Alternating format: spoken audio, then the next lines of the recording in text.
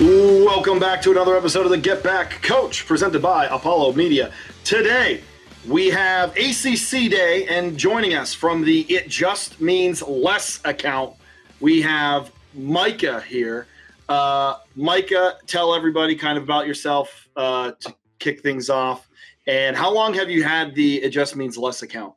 Yeah, so it's funny how that all came to be. So I work full-time in college athletics. I oversee all the marketing efforts for an FCS school here in East Tennessee, ETSU to be specific. So actually right before COVID hit, I was working for the conference in their championship events department. COVID obviously kind of put people in a bind. I left to go work in Nebraska of all places for a random minor league hockey team because I wanted to continue working. And I was like, I still love talking ACC. I'm a Virginia guy at heart. I've had Virginia season tickets since 2012.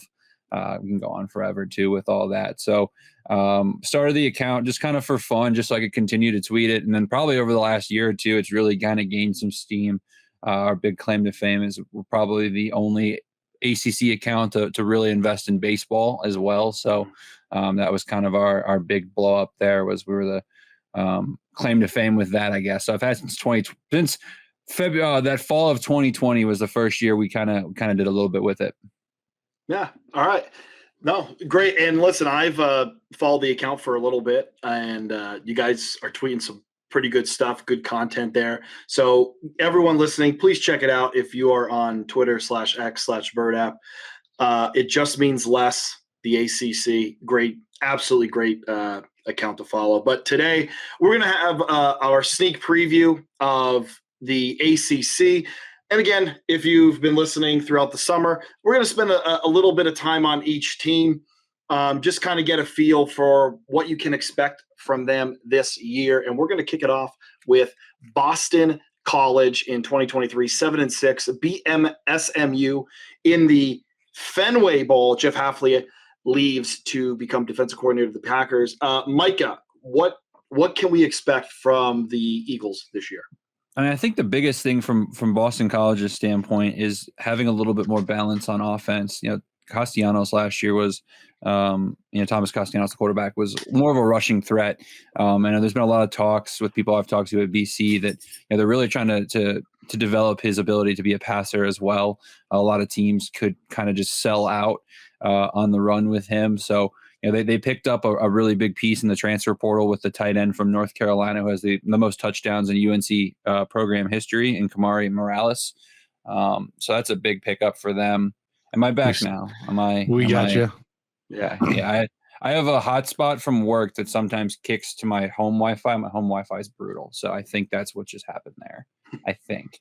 That and my Twitter is currently blowing up, so I'm going to take that off my tab, so maybe that won't refresh and take up half the stuff. I tweeted the closest distance to Cookout in ACC schools, and that's so kind of I saw that. A little bit. That's absolutely perfect too. I love Cookout. It's like the one thing I have to do when I'm down south. It was my first stop on. Well, I say that when I drove from Houston to Richmond, I spent the night in Chattanooga on the way, and. My late night stop as soon as I got checked into my hotel was Cookout. Always got to get a cheer one float. There you go. Oh yeah.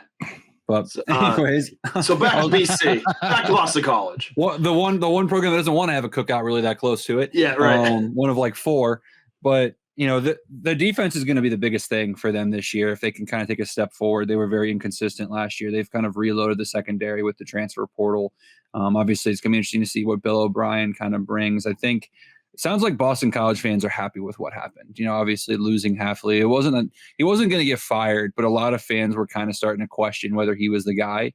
So they kind of got a get out of jail free card with that one. So I know there's a lot of hype around this BC program, and their schedule and the ACC play especially is somewhat beneficial, in my opinion, not facing too many of the big dogs when they do get Florida State. I think that's their week 1 game, but after that they kind of get to a little bit lighter of an ACC slate. Jay, want to piggyback off that? Yeah. So Florida State is their week 1 game, like Micah mentioned there. And looking at the schedule, I will say that their out of conference could be a little bit tough. You get Duquesne after Florida State, who obviously that should be a win. Bigger problems if they don't end up beating Duquesne. But they get at Mizzou, which theoretically should be a pretty tough contest for a Mizzou team that's very supposed to be very good, coming off of a New Year's Six bowl win. You have Michigan State, who it'll be interesting to see what Jonathan Smith does. It could go either way. Like, we don't know that's going to be like a rebuild there, but they get them at home. Western Kentucky's always a solid program, but I don't think it, like, Boston College should be able to handle them. And then, like Micah mentioned, you get into the ACC slate. Obviously, at Virginia to start, at Virginia Tech back-to-back.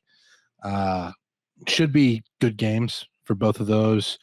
Louisville, it's going to be interesting to see if that program takes a step back. I know, Jake, you're probably bigger on like the over-under numbers, but Louisville could very well take a step back after what was a great year in 2023.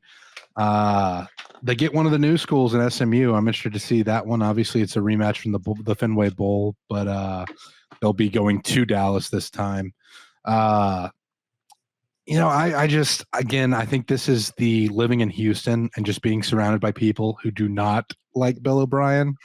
But there's definitely not as much hype down here about the program. I think there's a lot of hesitancy. There's a lot of people talking about it, saying, and I think I've seen this from Alabama fans too. So I don't think that he's getting a fair shake in my mind because of what I've heard elsewhere. But just the offensive balance, like you mentioned with Castellanos, is going to be interesting to see, because I do like him as a quarterback. I think he's an exciting player, but I'm just not as high on Boston College. I think they're going to struggle in 2024. Mm-hmm. So here's my take on Bill O'Brien. Okay, because again, I've had a little experience with Bill O'Brien. I do think quarterback play is going to be significantly better under him. I love him as an offensive mind, especially somewhere at Boston College. He did wonders at Penn State with some talent, but not as much talent as Penn State usually has, because under sanctions, they had a bunch of guys leave. I think the big problem with Bill O'Brien is I don't see him as a big-time recruiter. I think it's going to be something where he needs to get assistant coaches that are going to be taking that head on. But as far as an offensive mind goes, I think this is the guy to have. Defense was pretty bad last year. I think it might improve. I think Boston College, I'm going to say 6-6. I think they sneak their way into a bowl game this year. The offense returns a good amount. So I think 6-6. However, give or take, if they end up going 5-7, I'm not going to be too surprised. But, yeah, I mean, I think you kind of nailed it. And they've got 9 starters returning on offense, which, again, that wasn't the greatest offense in the world, and 8 returning on defense. Again, they got the numbers coming back, but it's like, how great are those, returners? But I think long-term for Boston College, this is a great hire because, for the national folks, right? Boston College is not expecting to go back to the Matt Ryan days. I mean, obviously that is a goal at some point in life here. But, Bill O'Brien's got that Massachusetts tie to him. The big thing that Boston College is really focused on is trying to be that portal piece for these Northeast kids that go down to the SEC schools, that go down to the Big 12 schools, I almost said Pac-12, RIP, like the Big 10 schools. And then, again, you're a Penn State guy. I wouldn't be surprised if some of those Penn State guys that are from, Massachusetts, New York, maybe start finding their way after a year or two to Bill O'Brien at Boston College. And that's kind of their hopes. And I think, if they're 6-6 consistently every year with that 8-4, 9-3 sprinkled in, this is going to be what they would deem a home run hire for BC. Yeah, absolutely. We'll have to see how it all plays out. I don't know if Bill O'Brien, if they are successful, if he leaves, I think that's also possibly another piece of the puzzle, or if he wants to go back to the pros, which I think is what he wants to do eventually. Next up, one of the new teams in the ACC, Cal. In the Atlantic Coast Conference, or any coast, the Any Coast Conference. We call it the All Coast Conference. All Coast Conference. If you think about it, SMU not technically on the water, but their closest body of water is the third ocean here in America. Yeah. So we got all the coasts in our great conference. Yeah. So Cal last year 6-7 lost to Texas Tech in the Independence Bowl. Justin Wilcox just keeps surviving Bloody Monday. He is still coach of the California Golden Bears. Micah, what can we expect from Cal this season? So I'm doing my coaches ranking, and you mentioned Justin Wilcox. He's going to be higher up on the list, and I think a lot of people want to give him credit for. A lot of people I've talked to around Cal, because that was a program I really wanted to learn when they added them to the ACC. The resources there are, to excuse my French, absolutely pathetic for a Power 5 school. Yeah. What he has done is actually quite impressive. Cal's got the best running back in the conference. Jaden Ott is the real deal. Everything I can see from him, it's not Pac-12 defenses and why he had that success. He is the real deal. But then there's question marks all around. That was what was so crazy was last year Cal changes kind of their pace of offense. They're a lot more up-tempo, and their defense takes a huge step back. It's the worst performance a Justin Wilcox team has ever had defensively, when that's kind of his bread and butter, right? So there's a lot of talks that they're going to be not slowing it down to, molasses pace, but they're not going to be that up-tempo team because they've kind of realized the defense doesn't have the depth to be able to, be on the field for 10, 11 series as a game. It's a 5, 6, 7 kind of goal for them. So that's going to be a huge for them. I think at the end of the day, the biggest question mark is just the adaptation, right? Last year, the Pac-12, I'm going to say this, it does just mean less. It was better than the ACC. It was arguably the second best, if not maybe even conversations with, the SEC Big Ten, right? Best conference in college football, especially from a depth standpoint. So it's going to be interesting to see if they can translate kind of what they had last year. They were a bowl team last year. The schedule is not the most ridiculous one. They've got some really random, trips that I think obviously the cross-country travel is going to be tough. But, I really do like what Cal potentially – Cal's a sleepy team to kind of – I could see them playing spoiler. I think they host Florida State. Am I not mistaken on that? They're on the road at Florida State. I could see them catching Florida State there because, Florida State, again, has just – Dublin, and they've got Billy BC, and then they've got, just going down the list of games. I could see them maybe hanging with Florida State and Tallahassee, and we're starting to go, well, is it Florida State or is it Cal? Yeah, no, absolutely. And, they also have, they have Miami at home. They go to Pitt, which I think is a very winnable game. And then you have back-to-back home games against NC State and Oregon State. I do think there are 6 wins on the table here. I do think that they can get to 6 games. I think possibly 7, because the thing is, last year their defense was bad. A Justin Wilcox defense, I am willing to bet, is not going to do that 2 years in a row. Mm-hmm. In 2022, they only allowed 22 points a game. Okay, if they did that last year, you're looking at more wins. And I think this year, we're going to see it maybe a little bit more complete, a little bit more balanced. I think they definitely go bowling. I think they maybe get to 7 wins. And I think that's enough for Justin Wilcox to keep his job because, like you said, Micah, I don't think people realize that Cal athletics or Cal just in general is not investing into football like other universities are.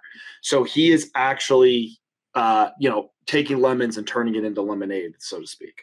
Yeah, it's still my most interesting tidbit we learned. So if you're watching the Olympics, Cal is racking up gold medals right now for Team USA. But Cal has the largest debt of any Division I athletic department in the entire country. Wow, I did not know that. So, yeah, we learned that because, again, they've invested a lot in everything. Like, they invest well, right, for football, but it's not, the arms race that is this sport. They are well behind everybody else because they're winning the arms race in the swimming and diving, and the track and fields, the volleyball. Just go down the list of random sports that they're national powers in. They're trying to hang with Stanford on that front. And so it's so interesting because again, this is a program that has a lot of success. One of our more better tweets of late was, we joked the best moment in ACC history was watching good old Marshawn Lynch drive the cart around the field. So it's a program people recognize, people respect, but it just hasn't been that as of late. And it's just going to be interesting to see if they can, the last 8 games of their schedule, I would say are very, very favorable. Yeah, NC State, Miami are on that, but they're at home. Going to Pitt, going to Wake, I don't want to slander those programs, but they're not going to be the most raucous environments. It's not going to be, the most difficult place to play. You've got, Stanford at home for the game. You got Syracuse at home the week before. You got SMU to end it, and what we're deeming the actual rivalry week, right? That's actually the biggest rivalry in the ACC now is Cal and SMU. But it's going to be. I'm very high on Cal this year from a standpoint of I could see them going 8-4 and kind of again benefiting from the schedule and probably not being any better than they were last year, maybe taking a step forward defensively, but maybe a step back offensively. But I mean, I really like what Cal brings to the table this year. Yeah. Good. Jay. Yeah, I think Cal should theoretically take a step forward defensively, especially if you make the offensive changes. Like they mentioned about slowing the tempo down quite a bit just to help that defense out. The problem is going to be depth. If Cal has some key injuries, I just don't really see them having the depth to make it to that high win mark. You had a tough test to start off the FBS portion of the schedule with Auburn. Obviously, they kick off the year with UC Davis, who, to be fair, isn't a bad program over there in the Big Sky. But Auburn should be a tough test on the road. We're expecting them to take a big step up this year. San Diego State is a program that I'm really interested in seeing under Sean Lewis. Obviously, it's a big change in the offensive system for the Aztecs, but I think it's one that's going to suit that San Diego State identity a little bit more in Southern California. I know historically they've always been more of a defensive-minded team, Rocky Long years and things like that. But that is a program I'm very excited about. Sorry for waxing on San Diego State a little bit too long on the ACC preview. But no, I think it's going to be interesting. But again, my key to the season is if they stay relatively healthy, I think they will surprise a lot of people. If they have some injuries, some key positions on the defensive side of the ball, I think things can get ugly in a hurry. No, yeah, definitely. If that defense is going to roll out like they did last year, the Bears are going to be in contention for the bottom of the barrel, unfortunately. Next up, the Clemson Tigers, 9-4 last year. Here, I'm going to kick this one off. Here's my concerns about Clemson. I still think they're going to be very good. However, offense needs to be better. You have Klubnik. You have the running back, Mofa. And I think the defense is still going to be good. I know they lose some, but it just seems like the Clemson defense just keeps reloading every year. I do think Dabo Swinney, even though he's won 2 national titles, everyone I think is waiting for him. Can he live in this NIL transfer portal world? If he comes off with 10 wins this year, which they can, there is a path. If they can get to 10 wins this year, I think that proves, okay, Dabo Swinney is here to stay. They go down to 8. I think now people are like, okay, how far is this going to go before the wheels totally come off, or if they will even come off? But I'm going to go with 9 wins for Clemson. I think their defense is still going to be good. I think their offense needs to be better. I think it will be better, but I think there is a path for 10 wins there. I don't know if they get to 10, though, but I know there's a path. Micah. I think the thing with Clemson that I'm most excited about, a lot of people I talked to, I actually had the privileged gentleman yesterday on my way back. I went on a little trip to go watch some minor league baseball, say goodbye to an old minor league team that's final years in North Carolina. And I stopped at NC State, and they were kind enough to give me a facilities tour for about an hour and a half. And we started talking just a little shop about what the ACC brings to the table. And, so the first thing you see when you walk into NC State's facility is the trophy that NC State and Clemson play for. NC State's had it 3 of the last 4 years. And so that kind of led to the tangent of just kind of talking about the current landscape, Clemson, all that good stuff. And one of their guys that I thought was really interesting said, this could be like Clemson teams of old. The freshman wide receivers they're bringing in, they brought two studs in. The one I want to make sure I'm saying his name correct. Yeah, Bryant Wesco. He's Clemson thinks they have the receivers that kind of remind them of the years they won the national title. Those deep threats, the jump ball kind of guys, not the Sammy Watkins, replacements, right? But like those types of guys, just the pure athletic wide receivers that can win the one-on-one battles. And Cade Klubnik's going to take a step forward. I don't think anyone around ACC country thinks that this is not going to be an improved Cade Klubnik. So if that happens, I agree with you. The defense is going to be the same. I mean, the defense never has truly ever taken a true step back. My biggest question mark is their schedule. I mean, they got NC State, who has, like I said, had their number the last couple of years. Dave Dorn, I don't know what he knows on Dabo, but he seems to know what to do to win. You've got at Virginia Tech. That's going to be a huge game. Our podcast, we're recording later tonight. We do a dream ACC road trip, and that was a game I had circled as I have to go to no matter what in our little rules we put in place. Because Lane Stadium is going to be electric for that game. And so, you've got that. You got obviously Georgia week 1. Like there's a world where 4 losses, like you said, that 8-4, 9-3 range is very, very plausible just because of how difficult the schedule is, which again, you're going to have to hit the ground running week 1, but there's a lot of positivity around. I'm not going to say they're going to beat Georgia, and I'm not saying that they're saying that they're going to beat Georgia, but there's a lot of like Georgia doesn't a lot of the fans on Twitter, right? They see Clemson of the past. They don't realize that Clemson feels really, really good about what they have. Phil Maffa, again, if they have that receiving threat that they think they have with those freshmen, and then they also have, the sophomore guys that are coming back who had pretty good years last year, we're talking about a core of receivers and then a really good running back in Phil Maffa. And again, if Cade Klubnik can kind of do what they're hoping he can, where he can get out of the pocket a little bit, be a little bit better when he's under pressure, this offense, I mean, it's not going to be the Deshaun Watson type offenses, or it's not going to be the Trevor Lawrence offense, but it might be pretty close. And they really do believe this defense is as good as any Clemson defense they've had in years past. I mean, I'm going to say it now. I feel pretty good about Clemson as a playoff team. Oh. All right. They also have App State too, week 2, which that is not going to be no cakewalk. You're basically throwing like, here you go. Here's the number 1 team in the country, or again, depending on how you want to look at it, top 5 team, and then here's arguably the best G5, or at least the most difficult G5 team to play in the first couple of weeks of the season. Certainly the scariest G5 to play. And the best part is App State's going to be really frustrated that week, guys, because they play ETSU, us, my beloved employer, the week before. So when we shocked the world in Boone the week before, they're going to be a pissed off App State. There we go.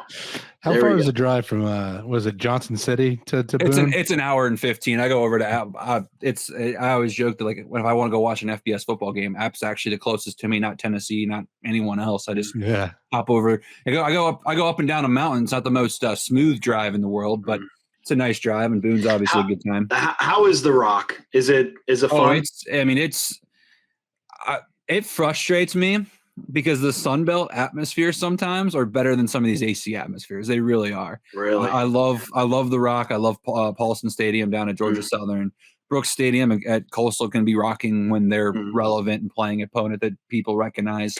It's the Rock. I mean, I do think it's a little overhyped for its beauty because it needs a drone to see a lot of it, or the really fancy suites, up in the upper level, but on the boxes. But I mean, Boone is absolutely stunning. It's the definition of a fantastic college town, and it is really cool because non-game day, everyone in that town and within a 10, 15-mile radius is wearing black and gold. There's no Carolina blue. There's no red. It's purely App State. So it is really cool to see. And before I kick it to Jay, I just want to speak on that point because we usually have the group of 5 guys in that on here, and they always say what frustrates him the most is you have people that live in Lafayette, Louisiana, or they live in like some of those.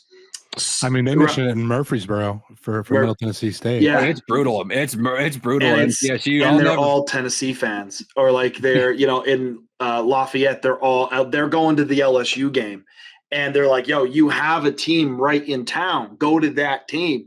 And from what you're saying is Boone has its team. Like that's my favorite story that I've ever I've told people, that my group of 5 friends. So I go to college football games all the time. Just random fun fact. I've been to 84 FBS stadiums for games. So I'm trying to get to all. Oh my God. I went to Middle Tennessee State against Western Kentucky, a rivalry, right? The 100 miles of hate or whatever they call it. Yeah. And that was the same day as when Alabama lost in Knoxville. So obviously that game's going on. Yeah.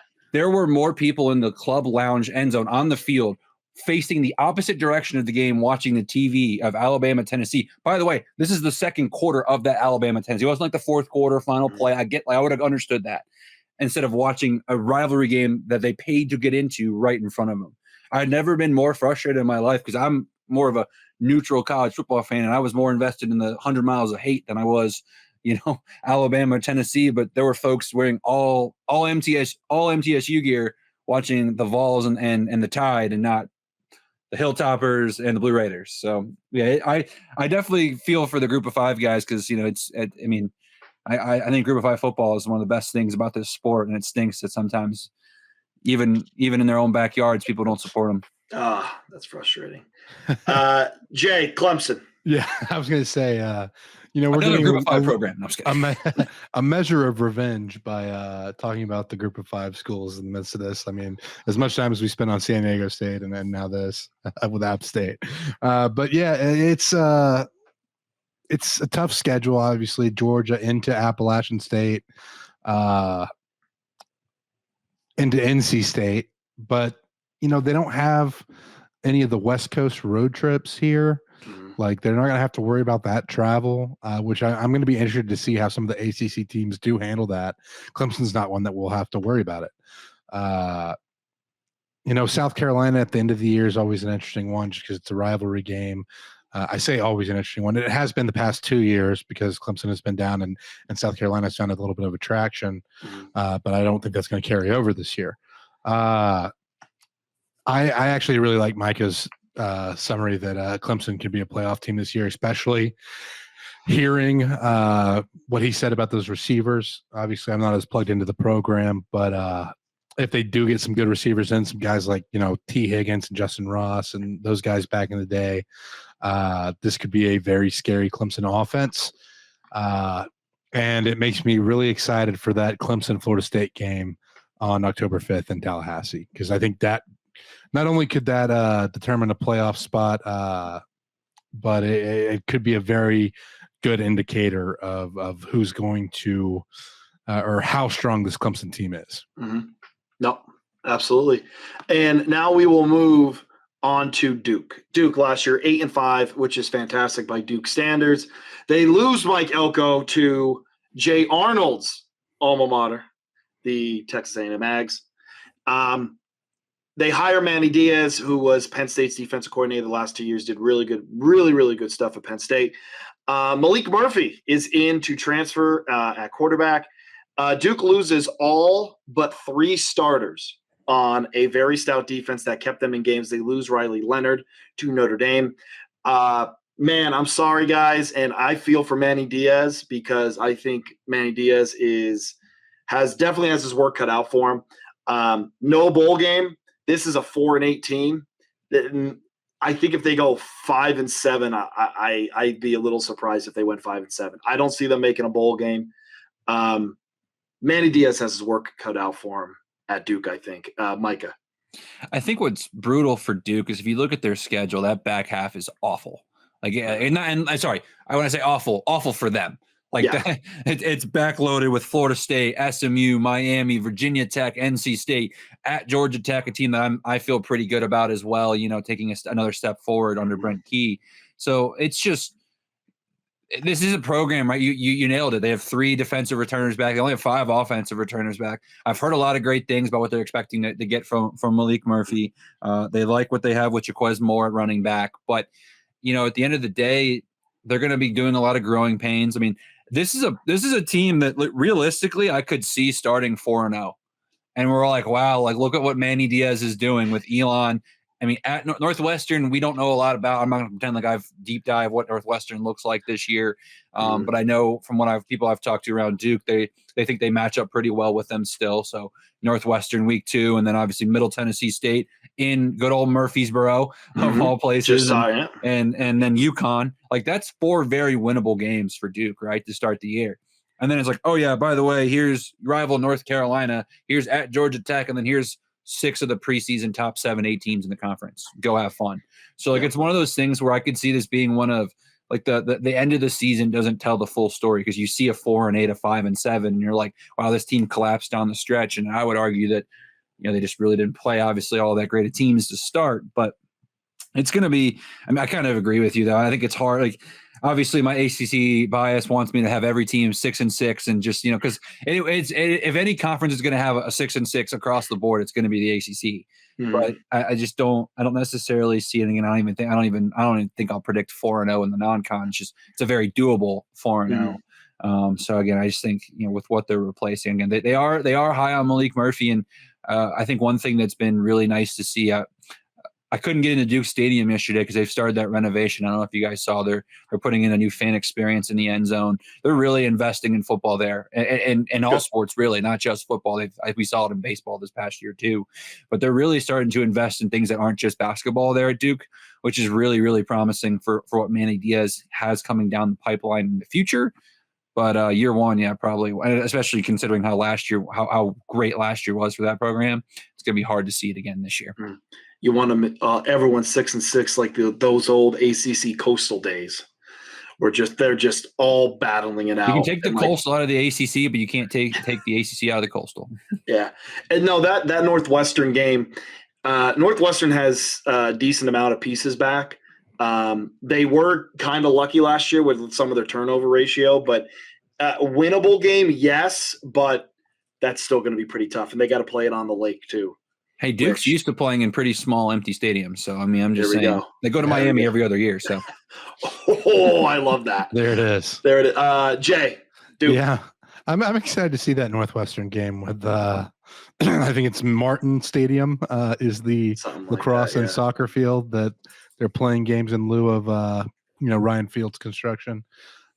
Some at Wrigley as well, the friendly confines. But that's going to be an interesting one just because I think, when you think about everything that Northwestern went through to start last season, I think they got better as the year went on under David Braun. And I would expect them to be much improved compared to last year's meeting. So that's going to be an interesting one. But again, like Micah said, very challenging back half of the schedule. And it's just I don't see Duke having a great year here. Obviously, Murphy's going to be interesting to see. I think that'll be fun. He could very much make a difference. It's just I don't know if the pieces are going to be there. And this is another one like Cal where the depth is not going to be a strong point. And if they have some key injuries, the season gets disastrous in a hurry. Nope, definitely see it. Next up, the ACC champ last year, Florida State went 13-1. That one loss being the bowl game. Mike Norvell has gotten Florida State back on track after their first 10-win season and then a 13-win season in 2023 ACC championship. Listen, you have DJU, Roydell Williams at running back, Malik Benson receiver. Those are three. That's like a nice three-headed monster you have there come to improve the offense. I am worried this team is going to take a step back. They lost a lot of talent. I think they're only going to go 9-3. And here's the thing. I know I said only 9-3. 9-3 is still a good year. And I think this is a year that they can really build a little bit for next year. I just don't think we're going to see another undefeated Florida State. Maybe that's a hot take, but I'm thinking 9-3. Micah. I mean, I don't think we have undefeated Florida State, but I really do like their schedule and how it plays out. That week 0 game against Georgia Tech, where I think, at the end of the day, I think that a lot of times those early games are just who's the better team. It's not really who has the best game plan. It's kind of best on best because you're still kind of figuring things out. I think no matter how you feel about Georgia Tech, I think Florida State just pure talent wise is probably a little more talented than Georgia Tech. And they don't really have a back-to-back stretch. The biggest scare to me was Clemson at Duke, and then I think it's at Miami. But there's a bye between that Duke and Clemson game, so they kind of. I genuinely believe Mike Norvell is the best coach in this conference right now. I love Dabo Swinney. I've never questioned what he's doing, but at the end of the day, I really think Mike Norvell just understands the current landscape. If there's one guy that I think could replace, only having 8 guys coming back from last year's team, it's Mike Norvell. Just what he can do in the portal. I like the addition of Marvin Jones Jr. and a couple other guys on defense there. I'm not completely sold on DJ Uiagalelei, which is kind of wild because a lot of people seem to be like, oh, this is going to be better than Jordan Travis. And I'm trying to understand, I know he was better at Oregon State than he was at Clemson, but I'm not he wasn't like the best quarterback in the Pac-12 by any means. So Are there people that actually think that he might be better than Jordan Travis? there are some people that think, Oh my or God. at least he'll be able to fill the role of Jordan Travis and it won't miss a beat. Maybe not better, but Okay. I mean, I think it's a step back personally. Oh yeah, You know, definitely. I Yeah. mean, it seems like you agree. So, but I think their schedule of all the bigger teams that are kind of near the top here, like when you say 3 losses, it's hard for me to see it because I just don't think I'm looking at it right now. Like North Carolina at home feels like a win. Maybe last year that's a little different, but we'll get to North Carolina later. I'm not super high on them. Cal, Memphis, BC at home. None of those feel like really major threats. Again, Georgia Tech and Dublin week 0. Clemson's at home, so they're going to have the benefit of the crowd there in that one. At Duke, at Miami. I mean, when it's at Miami, a lot of times it's a 50-50 crowd. So it's not like it's going to be a pure road game. And unless Miami's really, really good, then, if the expectations that Miami has kind of come true, then maybe it'll be more of a hostile environment for them. But I mean, Notre Dame game is going to be tough, but I mean, if that's their only loss, they're probably a playoff team. Yeah. I mean, so I really do think Florida State's a playoff team just because the schedule. I think the ACC is a 2-team playoff, and it's kind of Florida State, Clemson, and maybe a wild card from there. But I really like how the schedule plays out for them. That's honestly a big I don't know if this year's team's better than last year's team, but I think the schedule is so favorable this year that there's a world where you don't think you're taking a huge step back when maybe they did take a step back overall. Mm-hmm. Jay. Mike, I know you said that Memphis doesn't really look like a threat, but that is one of the group of 5 teams that I'm high on. I'm not saying they'll beat Florida State, but they gave Missouri a run for their money last year. That was a 1-score game. They beat Iowa State in the Liberty Bowl. And there's a little bit of history there, right? With Mike Norvell coming from Memphis, Ryan Silverfield being the man who replaced him for the Tigers. Again, there's a little bit of a WWE fan in me who likes to build up these storylines. So that is, and a game that's why I feel pretty good about it for Florida State, because I've heard it's personal for Mike Norvell, because there's a lot of people that there's a lot. I don't know if you, I mean, you're in tune with the group of 5. I live 7 hours from Memphis, but there are a lot of Memphis grads in East Tennessee. They joked that Ryan Satterfield was a better coach than Mike Norvell. And I know Mike Norvell is a big bulletin board guy. I mean, he was creating stuff last year, and some of it actually ended up being true because, they missed the playoffs after going undefeated. But, I think, again, I agree Memphis is good, but I think that it's going to be more personal, honestly, for Mike Norvell than the other way around. Well, there you go. That's definitely something to watch then. So let's create that storyline. Let's make it. Let's find out a name for the Memphis Florida State rivalry. Let's just create it now. Oh man, we'll have to trademark that one before the end of this episode. But this is a Florida State team that I think is maybe takes a step back, but they're not going to take as much of a step back as somebody like Louisville, in my opinion. I think this is going to be a very good team. Again, I echo the sentiment that DJU isn't as good as Jordan Travis, but he'll be a very serviceable quarterback in the system. I think the Florida game at the end of the year can always be interesting, but I think we talked about it on the SEC preview. Billy Napier, good chance that he's out of there by the time that game rolls around at the end of the season. I think Florida State is probably your second playoff team.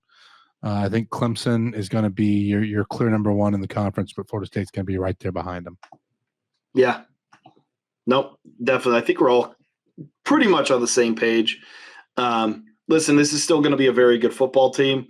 Yeah, looking at their schedule, maybe I can lean more 10-2 than 9-3. I do think Notre Dame's a loss, and then I definitely think they're going to drop another one in there, whether it be possibly Florida at the end of the year, maybe even Clemson. I do think getting Georgia Tech early, I think is good for them, because I think Georgia Tech is still going to be figuring themselves out a little bit. I do like Georgia Tech. I think they're going to be improved, but I think getting them early, I think it 100% benefits Florida State. Let's move on. Who's up next? Oh, there it is, Georgia Tech. So yeah, you had the perfect segue. I had the right perfect segue, and I fumbled it. So we got Georgia Tech here, 7-6 last year, 4-4 in conference. Much improved. This was a team that was at the bottom of the ACC, and now they're starting to trend up a little bit. Haynes King is there, former Aggie. Also, they got better, I think, on defense. So they have Duke's old defensive coordinator, Tyler Stanucci. Now, he is detached now from Mike Elko, which I do think is a little wrinkle there. People need to figure it, like almost like when Andy Reid coordinators leave, like they no longer have Andy Reid. Stanucci now no longer has Mike Elko. Santucci?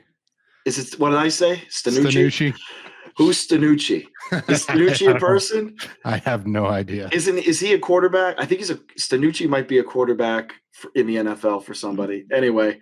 Yeah, wasn't he the quarterback of like Iowa or Michigan State or something? Stanucci, I thought so. Something like that. He was a Big Ten quarterback. That was definitely a Big Ten quarterback. Taylor Stanucci? I don't know. Anyway, I mispronounce people's names all the time. So anyway, Tyler Stantucci.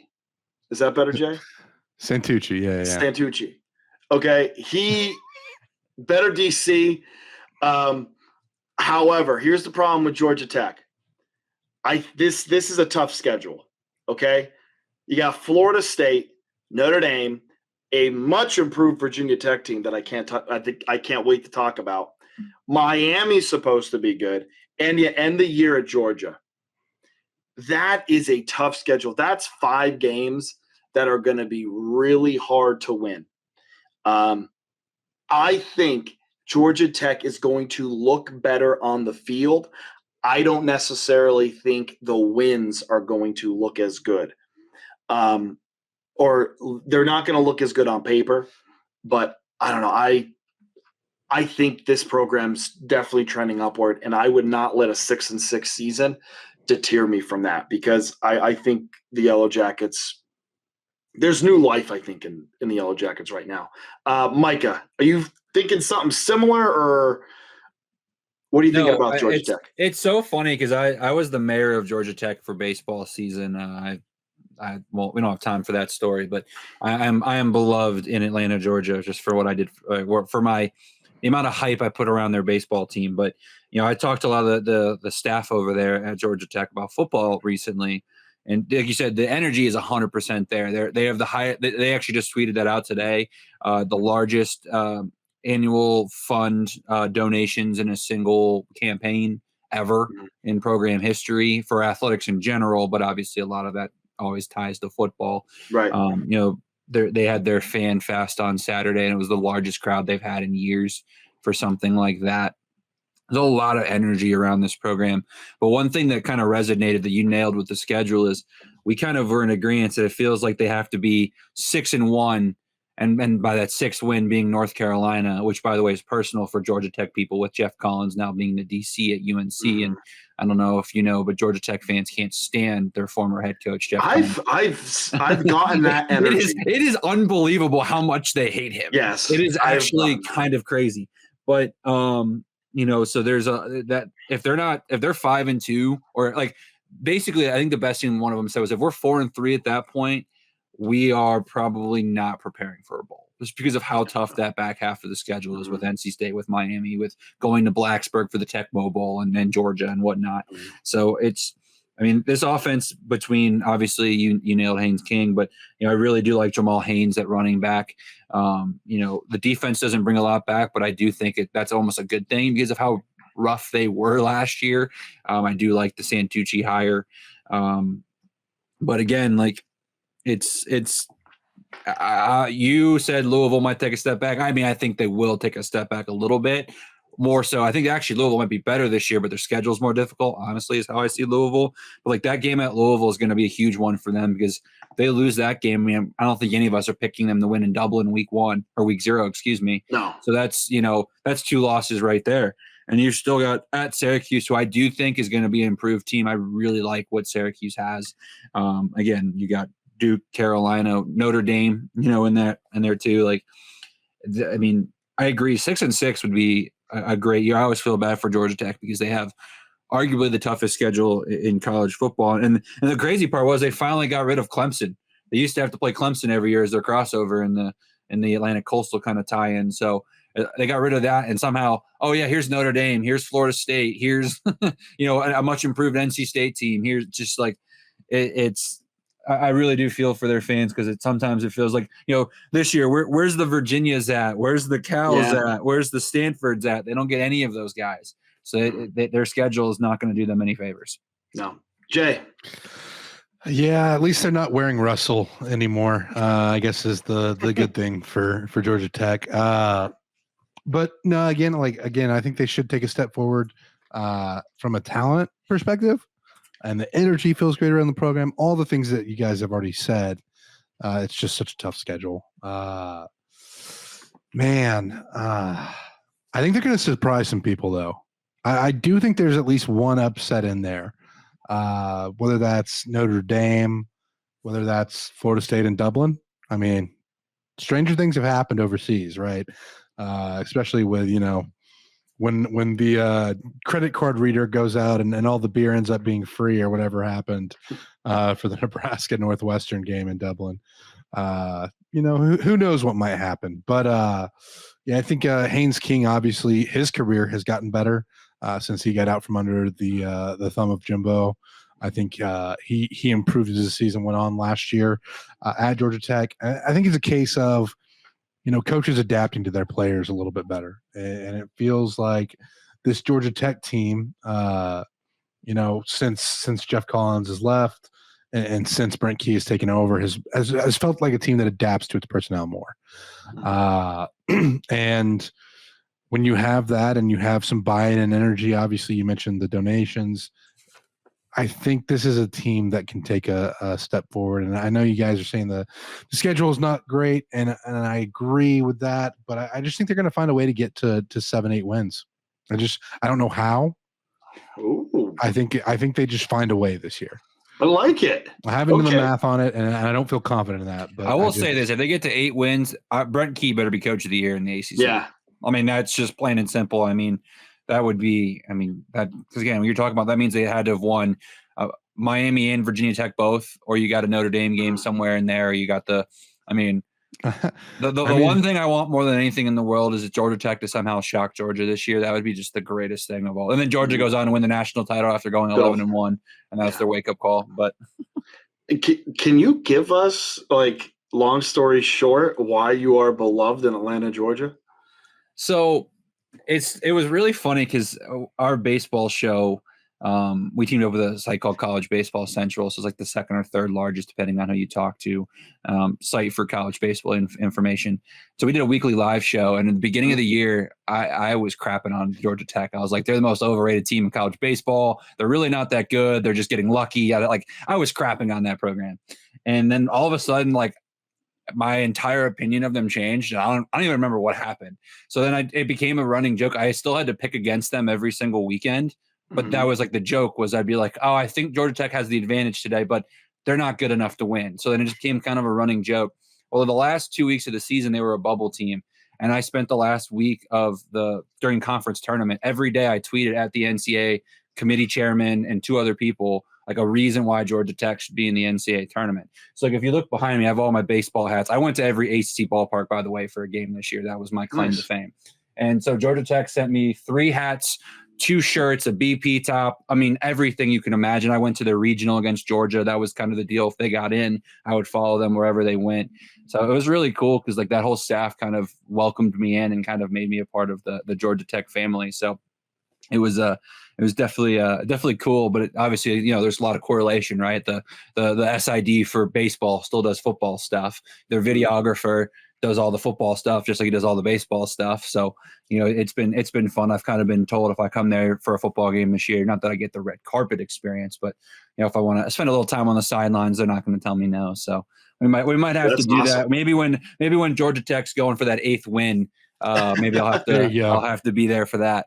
Hey, cheap flights to Atlanta always. It's a 4-hour drive for me, so I'll just get my car and go. Oh. For me, I'd have to fly that, but usually cheap flights always to Atlanta. So now let's move on to Louisville. Micah, Jeff Brom, good hire for Louisville. I think Yes, so. no, you think so? I think so. I mean, because when he first got hired, the first thing that popped in my mind, I lived in Nebraska during COVID, and obviously, I got to witness a lot of the Scott Frost era. And I was like, oh no, is this going to be a Scott Frost situation? You know, a guy that does so well. By the way, at a black and gold school, who then goes to a school that wears red, that's an Adidas school. So like, I started to do all these one correlations on my head. Like, is this going to be the same thing? And then Louisville's going to the ACC championship game, and I think. Now, again, I still don't think they shouldn't have been there because Virginia should have beaten them, but the refs gave them a call that they shouldn't have. But I'm still salty about that, obviously. But I think it was a great hire by Louisville. You brought someone that has always wanted to kind of come back for the right time. They're investing around him too. They're kind of giving him the resources he needs to be successful. And this is not a shot at Purdue, right? But Purdue does value academics more than Louisville does, and it's harder to get kids to go to Purdue than it is to go to Louisville. So I think it's beneficial for him as well. No, yeah. Listen, Jeff Brom can coach offense. He's a guy. Just always seems like he has tricks up his sleeve. Listen, they have a defensive end, Ashton Gillette or Gillot. I think it's Gillot. I've heard of Gillot is how I've heard it, but I've heard it every which way. I've also heard someone say like the French way where it's like Gillot. So I'm just kind of. The Olympics are going on in Paris right now. Number 9. Yeah, absolute menace up front. I like their secondary. I think they're going to be okay, good on defense, manageable schedule. Tyler Shao should be the starter. If he, again, just has to stay healthy. I think this is a 9. I know, Mike, you're not big on him, huge on him this year, but I think 9-3 is definitely on the table. I think this is a 9-win football team. Jay. Jake, I got to disagree with you. I think they're going to struggle this year. I do think Georgia Tech beats them. I think Notre Dame beats them.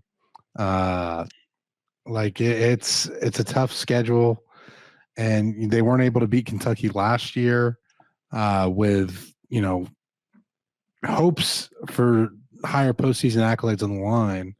And this year they'll be at Kentucky in Lexington.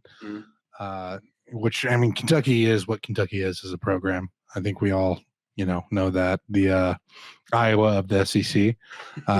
Slightly more like an Iowa light, really. But it's, I don't know, man. I guess it's just a gut feeling here. The same that I had with Georgia Tech, that Georgia Tech is going to get to 7 or 8 wins.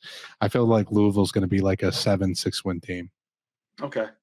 I mean, if they go 7-5, I'm not going to be surprised. I think they're going to be better than what people think, though. I really do. I think they're better. I think you misunderstood what I said when I said I think this team might take a step back record-wise because their schedule's not as easy. I think they're better than they were last year, though. I really do. I think the schedule's not as – again, last year the schedule was a cakewalk. Yeah. I don't know if you guys remember. My favorite statement I've ever heard a brand new coach say, some reporter, I can't remember who it was at ACC Media Days last year, asked Jeff Brom, with the schedule you have, how do you feel about the 2023 campaign? And instead of brushing it off or doing like the coaches speak, right? Like, this is going to be obviously a learning curve for our program. He goes, we have an opportunity to come right in and win. Like basically saying, yeah, I agree with you. My schedule is not that difficult. Like I expect to win these games that are in front of me. Obviously the schedule is not, brutal by any means, but it is definitely more difficult than it was last year. Yeah. One thing I've really picked up around some of the Louisville folks I've talked to, is they really feel good about their wide receiving core. You think about Jeff Brom's era at Purdue. He always had that one guy, it was Bell, it was Moore, it was, go down the list of receivers that would get 1,000 yards receiving and would touch the ball like 100 times in a season, right? That's kind of what they're hoping to get. Jeff Brom's really, really high on Jamari Johnson, who they brought in from the portal. They're also obviously feeling pretty good just about, Chris Bell, who they had last year, and Ja'Cory Brooks as well. So they feel really good about their passing attack. And even though the running back room is going to take a step back from last year because it was just so good, they don't think it's going to be as drastic of a drop-off as it feels. They think the offensive line has gotten better.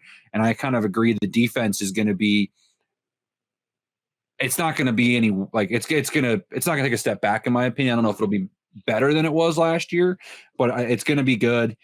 I mean, I could see this to where when they're playing Clemson, in Death Valley in the first weekend of November, that's probably like winner is in the driver's seat now to go to the ACC championship game. I think that could be a one-loss Louisville versus a one-loss undefeated Clemson kind of situation. Not the same as a Lamar Deshaun hype, which, by the way, I was very fortunate to be at. So if this were to happen again, I would try to go to it. But, it would be similar in that realm from a talking standpoint, right? A winner kind of take all kind of standpoint. So I think it's going to be I really do like what Louisville has this year, from a standpoint of just what Jeff Brom's kind of cooking with. All right. Miami, 7-6 last year. Mario Cristobal, prodigal son, returning. Micah, what's the word with the U? Everyone tells me that this team is going to be so stinking good. And you know what? I am very proudly going to say I will be a hater. And this is a 7-5, 8-4 program until proven otherwise. Because there has been so many years I have heard this same rhetoric over and over. And to be honest, I'm sick of it. I think they lose week 1 in Gainesville at this point. I'm not confident they're just going to go into Gainesville and win week 1. Like, I've watched Miami play Florida when they're deemed to be the better team. And it doesn't – like I was there week 0 in 2019 when there was a lot of belief that Miami could win that game in Orlando. And then Florida beat them.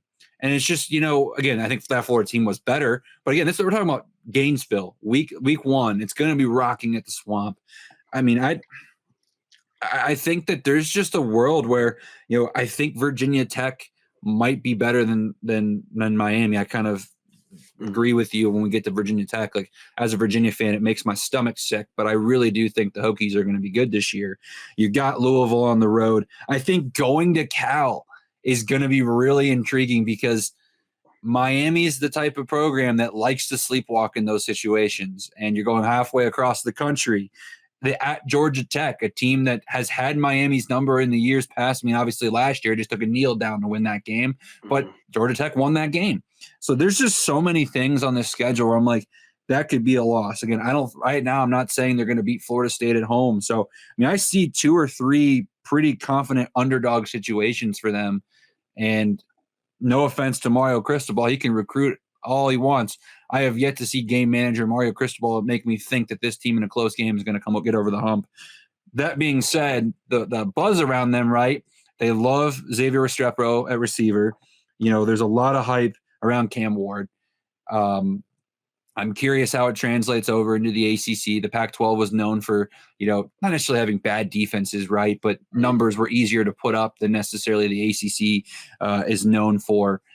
I mean, this is a program that, I mean, I will say this: if this team goes 7-5, 8-4, this program might actually be dead in the water. I mean, it might because they need to take a step forward at some point. At some point, there's they can't be the off-season champion every year. It's kind of the Nebraska storyline, right? Like, I'm really tired of hearing how great Miami's going to be. I don't know if you guys listen to the Solid Verbal podcast. I like what they do. They did their ACC preview. Both of them had Miami winning the ACC championship game. And I'm just sitting there like, what has changed? Like, they have the talent, but they've had the talent before. And they've missed bowl games with the talent. So what makes you think that they're going to be a 10-2, 11-1 team this year? So it's going to be interesting. But I'll be the first one to say I'm a Miami hater, and I can't wait to tweet my predictions and have every Miami fan trying to cancel me. I'm taking the cheese. Are you? Yeah, I am. It's against everything that I've ever believed in my life. But I am taking the cheese. I think this is the year Miami gets back on track. I love the receivers. Cam Ward, strong. Defense should be better. Strong front. A lot of transfers in the secondary, so they might have to mesh. I think they might be an underdog in only 1 or 2 games. Now, granted, Micah is kind of right that sometimes they sleepwalk in some of those away games, but I'm taking the cheese. Miami goes 10-2. I'm taking it. And I'm going to hate myself for it, but I'm taking it. Jay. Yeah, 7-5 until Mario Cristobal learns how to manage a clock.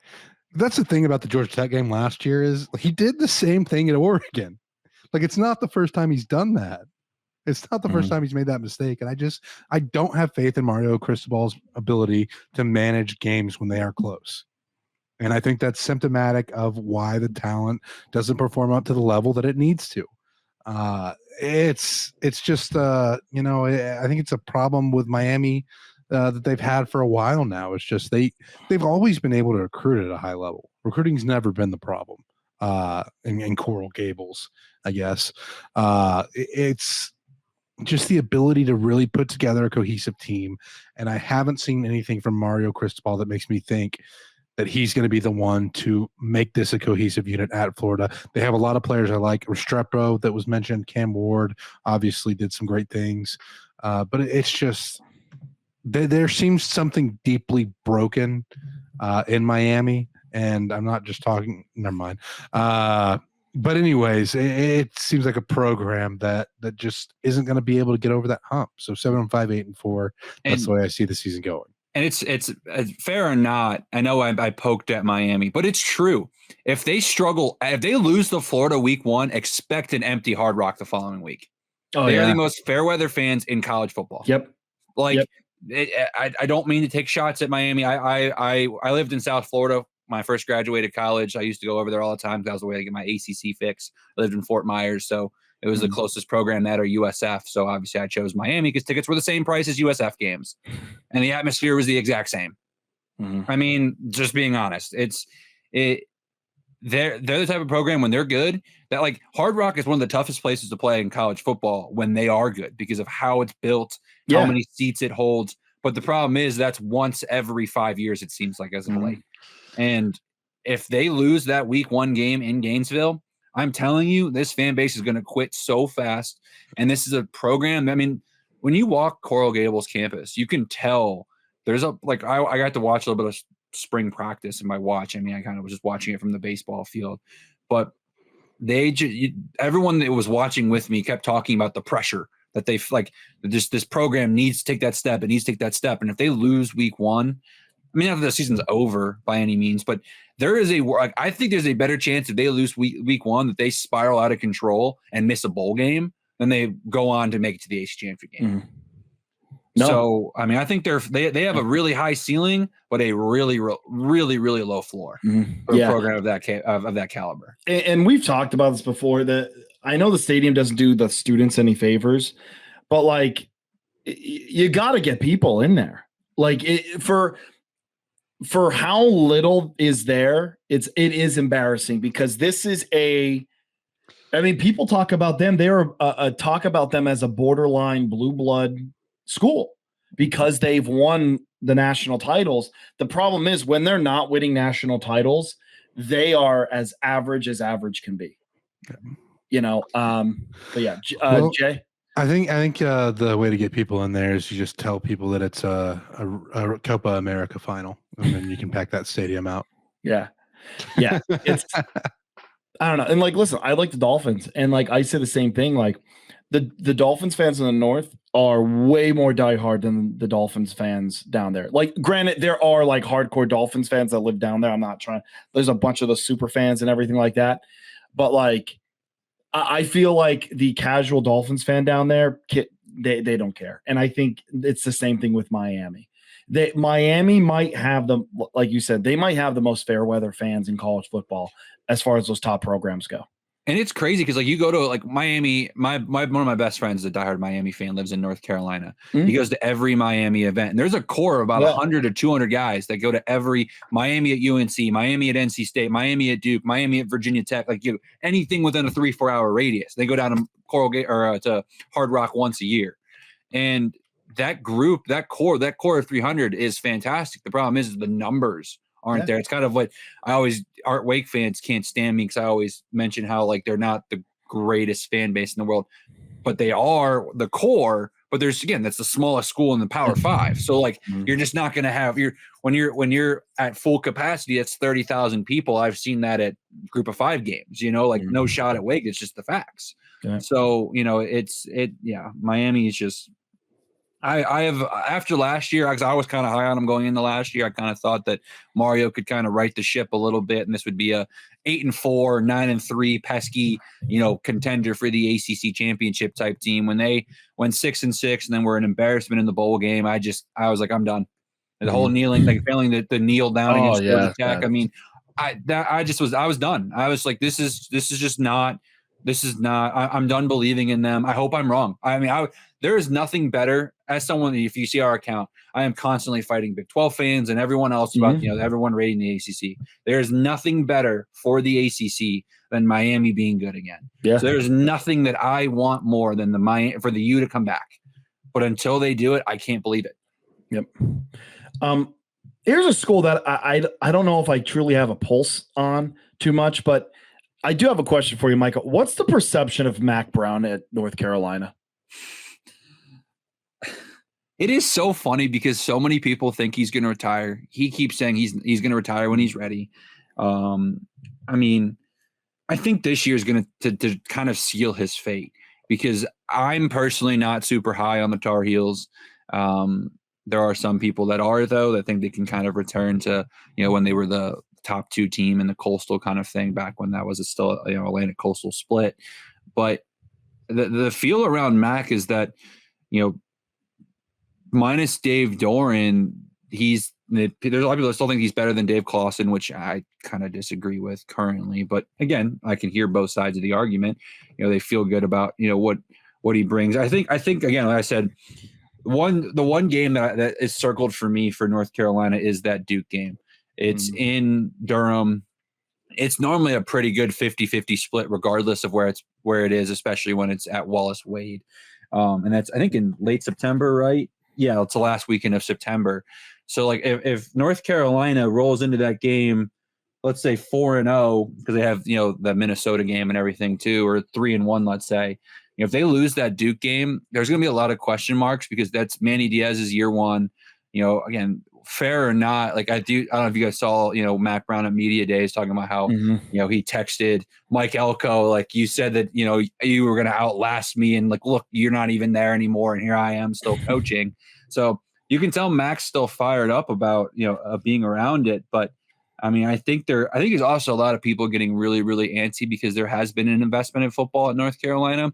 And with the perception of the ACC, another 8-5 season like they had last year is going to really raise some flags because, I mean, fair or not, right? Like the landscape is completely flipped. There's a reason why Nick Saban's out of coaching. There's a reason why, these long time head coaches are kind of no longer a thing of the past.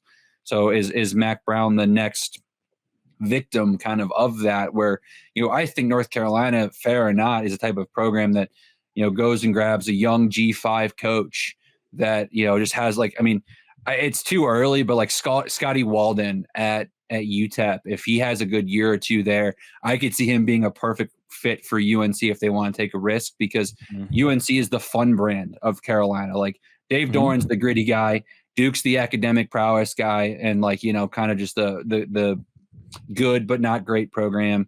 Wake Forest is Wake Forest, just kind of, again, not flashy, red shirt kind of program that Dave Clawson runs. North Carolina is that fun brand. Everyone wants to have the Jordan logo on them. Everyone loves the Carolina blue. That's kind of the next thing too that a lot of fans are talking about is, can we, like, who's the young guy? Like, I mean, if Mac Brown does step down, they're probably hiring someone like that. They could potentially hire the youngest coach in Power 5 football. That's kind of where I think the next step for them is because, I mean, fair or not, I really do believe UNC sells itself. I mean, there's a lot of guys that, again, is it Georgia versus UNC? They probably are picking Georgia if they're like a top recruit, but North Carolina should be in the recruiting battle for most of these top guys they want. And they should be winning them, in my opinion, just because of, again, they have money too. I mean, I've got a little bit of information over the last couple of days about NIL across the conference for football, and they're not hurting for NIL. We'll put it that way.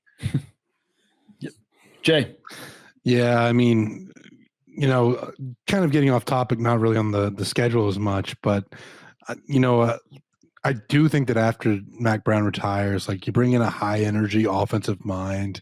For me, just being in Texas, I think of guys like GJ Kenny or Scotty Walden, even at UTEP. Obviously, we're going to have to wait to see what he does there.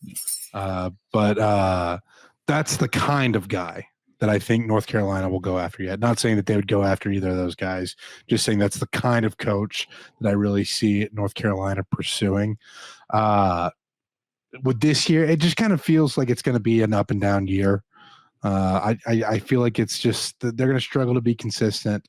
It's going to be a fun team to watch. I feel like there's going to be a lot of chaotic games on this, but like you said, Jake, I don't really have a finger on the pulse. In Chapel Hill, just feels like it's going to be really tough to predict how the season's going to go. I think they're going to win some games that they shouldn't and lose some games that they shouldn't. I think it's going to be just kind of one of those years. Well, I'll say this. I think they'll sleepwalk to 7 wins. Really? Like, Okay. look, I'm just saying, I know there's talent on this team, and they get a game. They go to Minnesota, which is a toss-up. I think Minnesota's favored by 2 right now. Okay. I was actually going to ask you that question because you have more of a pulse on the Big Ten than I do. Mm-hmm. Do you think right now, if you had to pick who wins that game, who are you picking? Because I think that really determines my outlook on North Carolina. I think it being that early, I think North Carolina wins. Okay.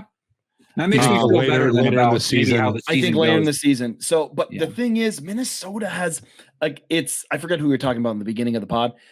A lot of people coming back from Minnesota. I don't know how good they're going to be. So I do think Minnesota is going to get better as the year goes on because there's some veterans coming back. I think North Carolina is more talented. Okay, I do. So let's just throw that game out right now because that's a toss-up. Charlotte, North Carolina, I think that's North Carolina Central. Mm-hmm. James Madison, Duke, and Pitt. You're 5-1 at worst in that stretch. Then you have Georgia Tech, who we're all high on, but winnable. Sorry, Micah. They beat Virginia. They beat Wake Forest. Run that. Hey, I'm just telling you. I mean, again, I know I'm biased. Virginia is one of the biggest thorns in the side. That's the rivalry game we win every year. We lose to Tech every year, but we beat UNC. We did it last year. Yeah. It was our first top 10 win in program history. Was that UNC team really top 10?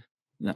But it was top 10 when we played them. So, but you know, 5, Virginia 6, Wake Forest 7, Boston College. They're losing that game. They're losing that game. I like BC. I really do. And again, cold weather. Also true. Play that in if BC is competing for a bowl game at that point in time, BC will win the game. Now, if BC's dead in the water, go ahead and pick. But I think they sleepwalk to 7 wins. No, unless Jay, just because they're more talented than people, but like Jay is saying, they might lose games they're not supposed to. They might also win a couple games. They might. So I don't know. It's hard to find a pulse here on this team. I mean, I think it's going to come down to if Max Johnson's good enough. Like, it sounds like he's kind of separated himself to be the starter. Yes. But there are still some people that think Connor Harrell should be the guy.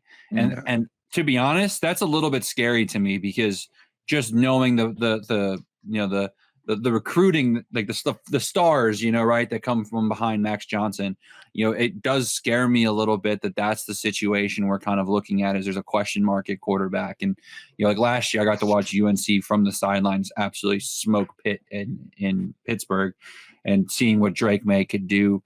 I mean, I think what's going to be really intriguing is North Carolina has always kind of been known for having a rocky defense. I think their defense, I'm more confident in their defense right now than their offense. I'm not saying they're better. I don't think North Carolina's going to hold teams to 14 points or anything like that. But I feel really good about that secondary. They bring back pretty much the entire secondary. I think that's going to be a big thing for them. But also, and I mean, fair or not, Jeff Collins knows defense. So that's where I think, now that he's in that role, that could be beneficial for him. But obviously the last taste we have of Jeff Collins wasn't really great at Georgia Tech. So this North Carolina team is probably the one I'm most excited to watch. Like I will be glued in on that Thursday night to that game because it really is going to tell us so much because, I don't have the time, the energy, and really the connections, but I wish I could go watch a practice of North Carolina just to kind of get a feel for or I wish I would have gone to the spring game to really get a feel for what this team is because I kind of agree. You think they're supposed to be good. The schedule says they should. Again, they can.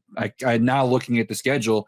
They're definitely a bowl team. They should be able to sleepwalk to a bowl game at the bare minimum. For a while there, I was kind of like, maybe they miss a bowl. No, not with this schedule. They shouldn't. If they do, that might be it. Matt Brown, I think. But, I think that's the right number. That's going to be interesting. Yep. NC State. We're staying in the state of North Carolina. I think maybe a bit of a surprise last year. They went 9-4. Dave Dorian just seems to be the consistent guy in the ACC. I was talking to some NC State people 2 years ago, and they're like, "We're sick of 8-4. We're sick of 9 wins and never beating anybody." I'm like, dude, you're NC State. Take it. Because the alternative may not be as good. Grayson McCall coming in from Coastal big. Some incoming transfers. Wesley Grimes from Wake. Noah Rogers from Ohio State. Defense has been consistently good. Can the defense reload, though, after losing a ton of production? Again, this is another one. I hate to do this back-to-back. I don't know how this team is going to be. I think they're going to be good. I'm just going to say 8-4, NC State special. Micah. This is gonna be a 10-win season for Dave Doran. I really like this team. I think Grayson McCall is the best quarterback in the ACC going into the year. I might be biased a little bit. During my little college football travels I watched Coastal 3 straight weekends last year at Arkansas State, Georgia Southern, and I'm, of course, drawing a blank on who the third team I was. I saw him 3 in a row. And, he is just different. I love Brendan Armstrong. I liked MJ Morris. They are not Grayson McCall. The offensive line is going to be much improved. I think they have one of the best offensive line coaches in the country with Garrett Touget.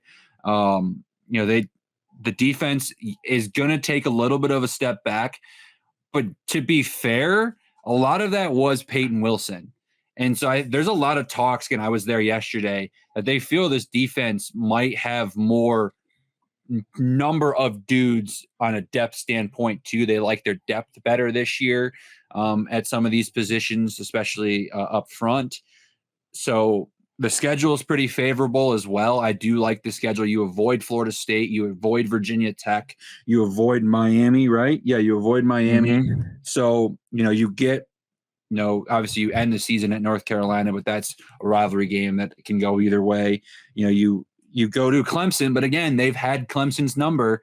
Right. The Tennessee game, I think I wish it was week 1 instead of week 2, but I think it's not the worst thing to be getting them early because depending on what you get with Nico. Again, I was at the Virginia-Tennessee game last year. The fact that Virginia team was competitive for 3 quarters with Tennessee kind of tells you, that makes me think that Tennessee is kind of that type of program. Just again, with how explosive the offense is, and you kind of have to get into that rhythm. So depending on if Tennessee can get into a rhythm, there's a chance that NC State's more ready to roll week 2 than maybe Tennessee, or excuse me, NC State's more ready to roll than week 2 than Tennessee is. Plus, it's going to be in Charlotte, so I do think it's going to be a nice 50-50 split there. This is a team I really like. Casey Concepcion at wide receiver. He's an absolute dude. It's going to give Grayson McCall a really solid threat to start with. Jordan Waters, the running back from Duke, who was an absolute stud, is expected to come in and honestly make this rushing attack better than last year. Mm-hmm. So I really like the combination of the schedule. Grayson McCall, a quarterback. They also feel pretty good about their backup in CJ Bailey, who's a freshman. If something were to happen to Grayson, to where they've really liked his development over in the spring, and then kind of what they've seen so far and just workouts and stuff in the summer. So there's a world where I think again, 10 wins might come from a bowl game, like a 9-3 in the regular season seems very realistic. I did that predictor site that they have, and I had a bunch of teams tied for that last spot in the ACC championship game. And I got to figure out the tie-breaking formula to be able to tell you who the other team in the championship game is going to be, because they don't play Virginia Tech. They don't play Miami. So I don't know how to figure out. There's no Coastal or Atlantic tiebreakers. So I have no idea how to figure out who gets what. But I think they're going to be going into that North Carolina game with a shot to be playing in Charlotte the following week. Jay. Yeah, obviously the Tennessee game is going to be a big test to start the year. Looking past Western Carolina, no offense. But I wish that game wasn't a neutral site. I will say that, we have to bring it up at least once a podcast. Play these games home and home. Stop doing neutral site games. Or at least do like a 1-1 and maybe one neutral. I would be okay with that if I knew that at least like they're each getting a home and home, but this is a one-time thing. Yeah, I'm exactly. And like how LSU and Florida State did Superdome and Orlando, like it sucks. It sucks. Clemson obviously going to be a big one, but like you said, Micah, NC State, just for whatever reason, seems like Dave Doran has Clemson's number. Getting both Cal and Stanford on the schedule, I think, is a win. And Cal being the road game out of those two, I think is a little bit better for NC State as well. I actually like 10 wins for this NC State team too. I do think they're going to get there. I'm really high. Grayson McCall. I just think this is going to be a very solid NC State team. And while the defense may take a step back, the defense has never been bad under Dave Doran. Like it is a consistently tough defensive team in Raleigh, and I think this is going to be no exception this year. I think this is going to be a very solid defensive team with a better offense than they've had the past 2 years. Yeah, looking at this schedule, Tennessee, Clemson are going to be very, very tough. But Western Carolina, Louisiana Tech, Northern Illinois, Wake, Cuse might be a little bit. Cal, they're better than Stanford. They're better than Duke.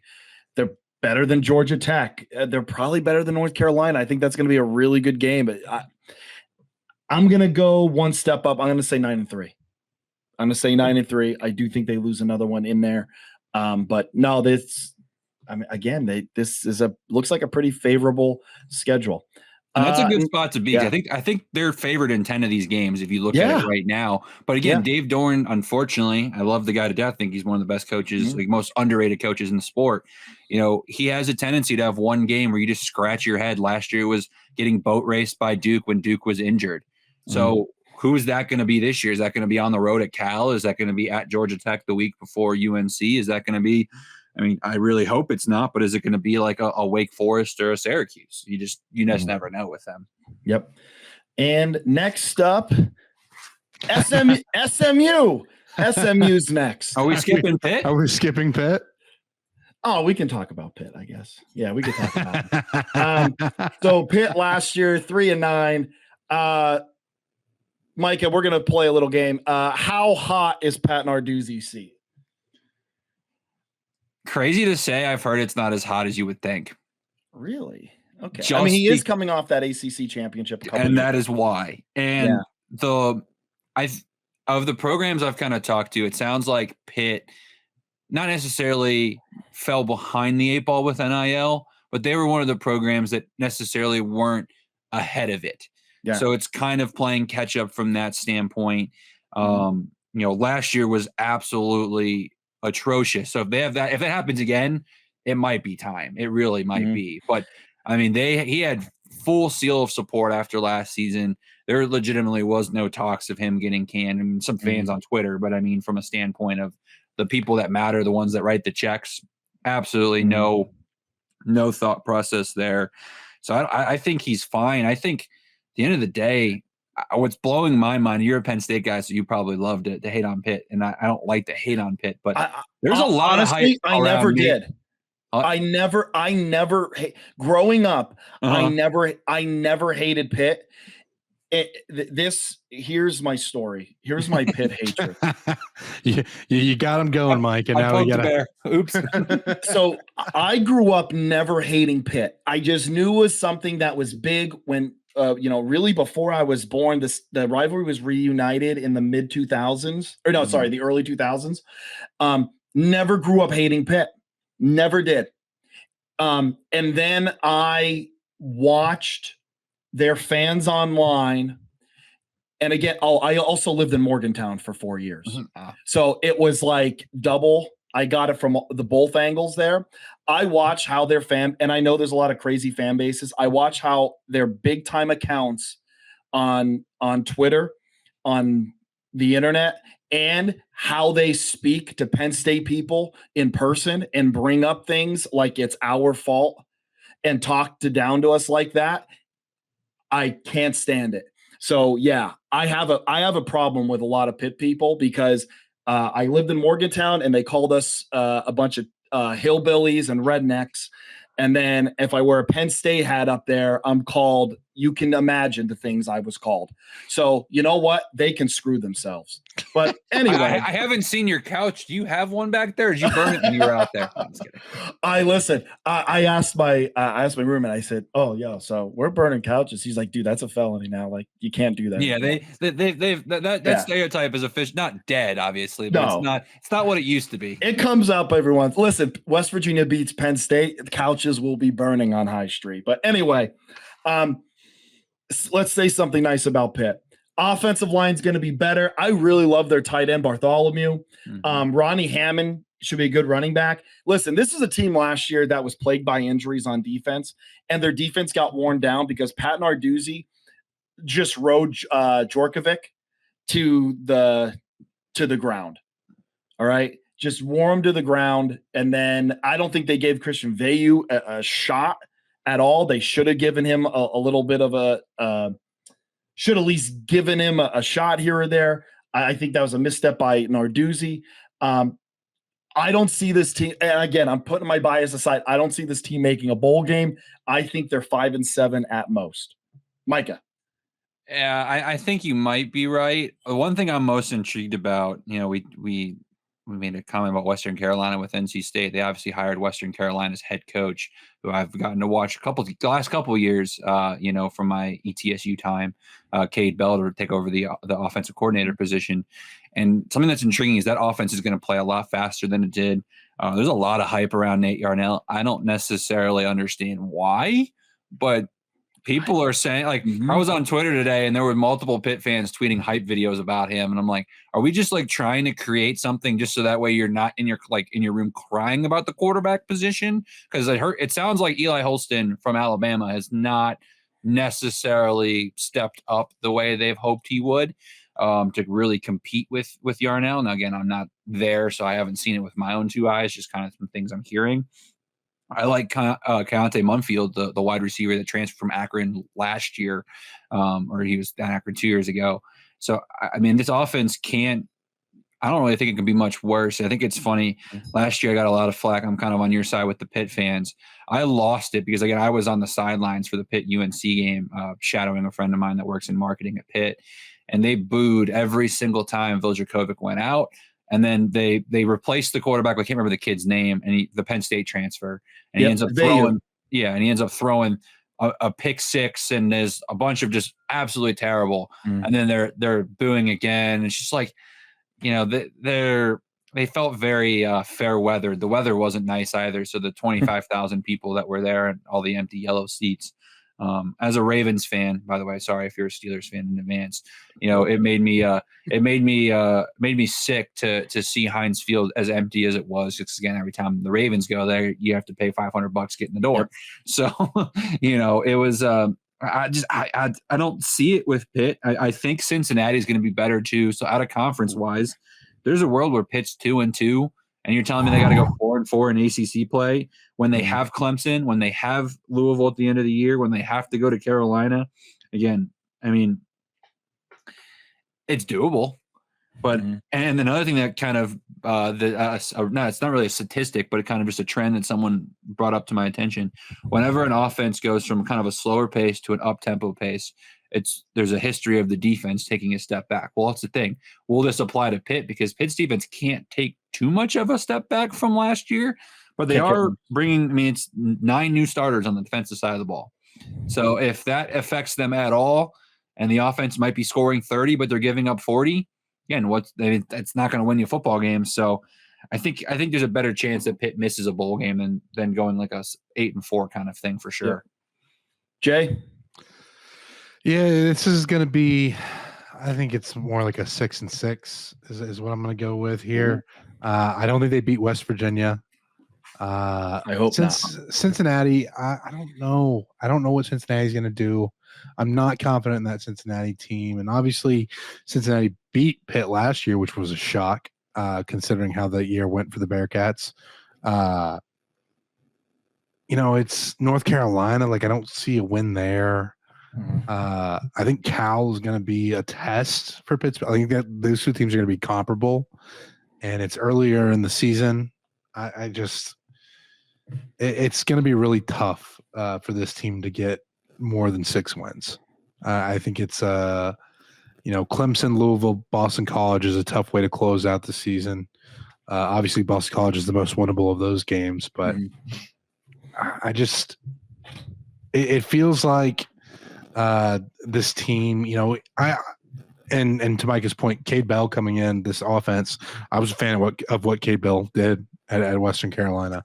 Watching some of those FCS games, obviously a very good team last year, but it just feels like the experiment in Pittsburgh, the Nard Dog experiment, is just kind of wrapping up. Yeah. I don't think it's this year, but I think probably in 2025, that'll be the last time we see him at Pitt. He's going to be a great DC again. It's going to be a great DC again. We have SMU up next for real. 11-3 last year. However, got relegated to the Fenway Bowl and then lost that bowl game. I don't think the Mustangs wanted to be there much. I'm going to go to Jay first because Jay's tapped into Texas a lot more than me. Jay, what do we got? What's SMU? Yeah, so here's the thing. I don't think SMU is going to be great in year one in the ACC. But the amount of investment coming in now that they are back in a Power 5 conference is building, and there is a lot of excitement around the program that hasn't been around since before the death penalty.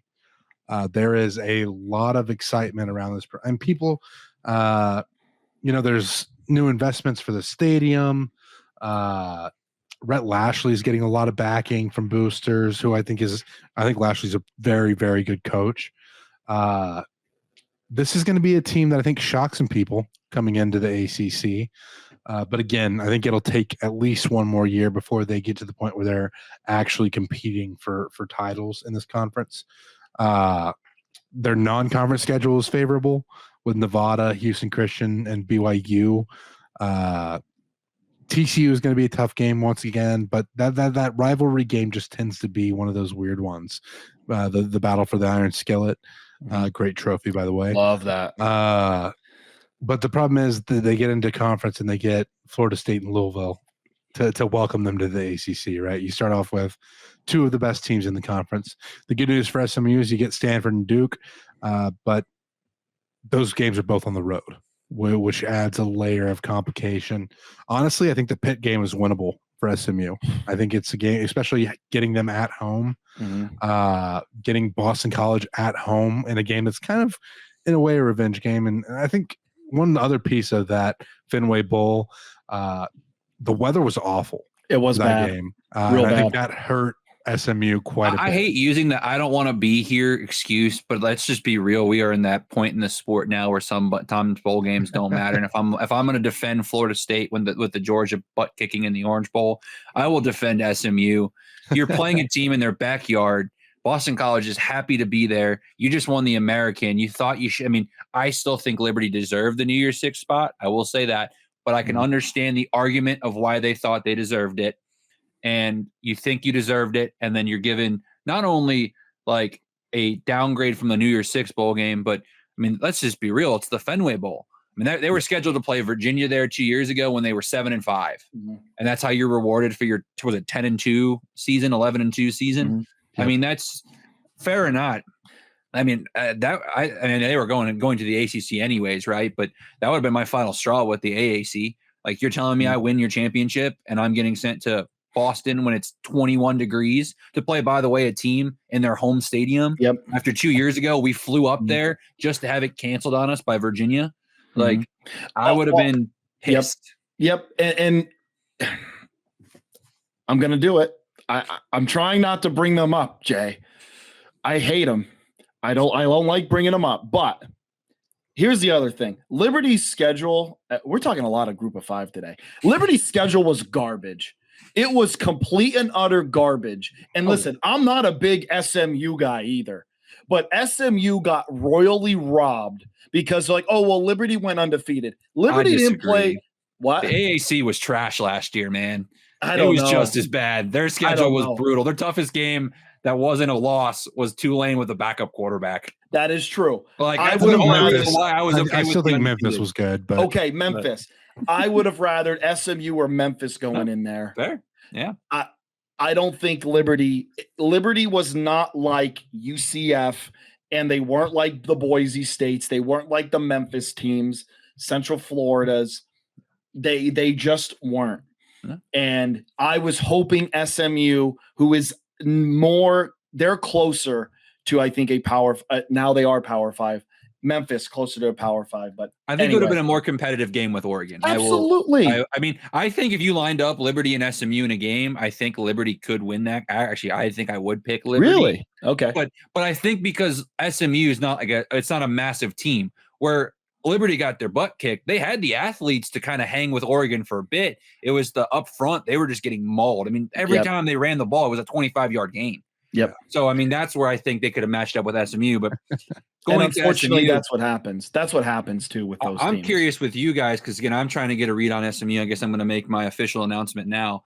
I'm planning to go to the Iron Skillet game to get my first taste of that rivalry on top of, getting my ACC box checked. Love that. I've been to every ACC stadium for a game of the old ACC, but obviously we got 3 new teams, so I got to figure out how I'm going to get to Cal and Stanford too.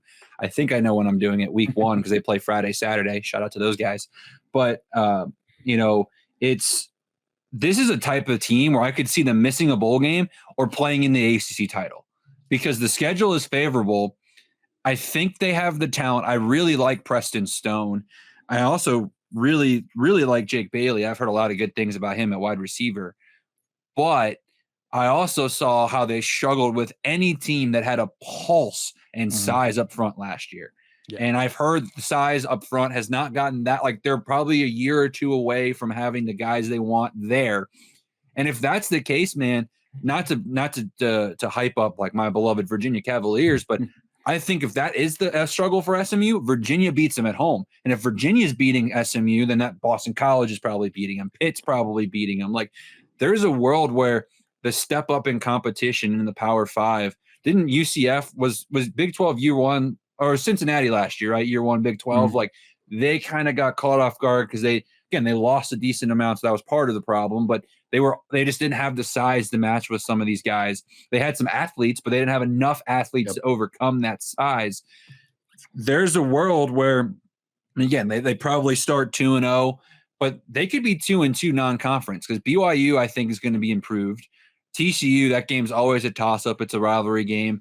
I want to think that SMU is going to be prepared for it, but I also think TCU is not going to be as bad as they were last year. I would like to hope that program's not in the like. I hope that Michigan game didn't destroy that program. The Josh Hoover, I think, is going to be much improved. That's good at TCU. So I think. So then you're talking 2-2, and like you said, Florida State, Louisville, back and back. If you're 2-4, you've lost 4 straight games. At Stanford off of a bye, maybe you regroup, or we've seen it before, right? Teams sometimes check out. And if you're Stanford, you're circling that SMU game as one of your more – we'll get to them obviously next, right? That's one of your more winnable games. Well, another piece of it is I think that Stanford, we talk about it here sometimes, styles make fights. And Stanford is going to have the big bodies that are going to give SMU problems. They're going to have the physicality that SMU is going to struggle with. So if you lose that, you're 2-5. Now you're going to Duke, a team that, again, going to circle that game. And, again, we see it all the time, right? You stack losses on top of each other. They might be talented. And they might be a better than 2-5 team. But, I mean, it's fair. It's human nature, right? When you're getting your tail kicked every single week, you're eventually going to give up. And there's a world where I could see SMU, again, just if they're 2-5 going into that Duke game, they're losing 2 more games. If they're at 2-5 at that point, they're going to lose a Virginia, a Boston College, a Cal. They're going to lose one of those games they probably shouldn't have. And, again, be sitting at that 6-6 at best. So, but again, the opposite could happen, right? They could have the athletes be able to hang around with the size. The schedule's favorable enough to where I think athlete-wise, they might be better than most of these teams in the ACC on their schedule. Mm-hmm. So if they can overcome the size, this is a 10-2, 11-1 team potentially going to Charlotte for the ACC title. Whoa. So it's the schedule. It is pretty easy. I mean, Florida State and Louisville are early, but again, we talked about Florida State. They've got a lot of games in that early stretch. Like that SMU game, I mean, that game's already sold out, guys. I'm sure you probably saw that, but that game's sold out. There's so much hype around that game. It is unbelievable, like how excited. Plus, SMU fans on our Twitter account, it's my favorite thing. SMU Florida State's a rivalry now because SMU is so happy to be in the ACC, and Florida State's just laughing at SMU fans, like calling them a joke for like giving up all this money to join a conference that's going to die. And like Florida They State, have obviously no hates idea the how much ACC. money SMU has. SMU has. Oh, I know. It's some becoming money. a big thing because the joke is like SMU could like my favorite tweet I saw was someone responded to a Florida State troll that we have, like comments on all of our stuff whenever we talk about Florida State. It was, his comment was, "We could buy your poverty program at Florida State football." I'm just like, I mean, I don't know if you have that much money, but like you have enough money to where like honestly, if SMU was in Florida State's shoes and was really trying to get out of the ACC, I think SMU could find the money to buy their way out if they were in that situation. I've heard the money is that deep there. SMU It's pretty wild. It's pretty wild. So that's a new rivalry, guys. I don't know what we're going to call it just yet. I think I'm going to call it the Battle of the Horse because, obviously Florida State's got Ossie Oh, Hole. yeah. And then, you've got, of course, I'm drawing a blank. Pernia. SMU Yes, fans are going to come after It's me. something like that, yes. But it's Peruna. I just don't know how to say it. But I'll keep mine short. I think SMU goes bowling. Pretty much everything you guys said. I think it's a big jump. It's too big of a jump. Also, they haven't beaten a Power 5 team since 2021. But again, they're in shootouts, and I think that's how they're going to have to win games early on. This team goes bowling, and they're going to be fun. They're going to be frisky.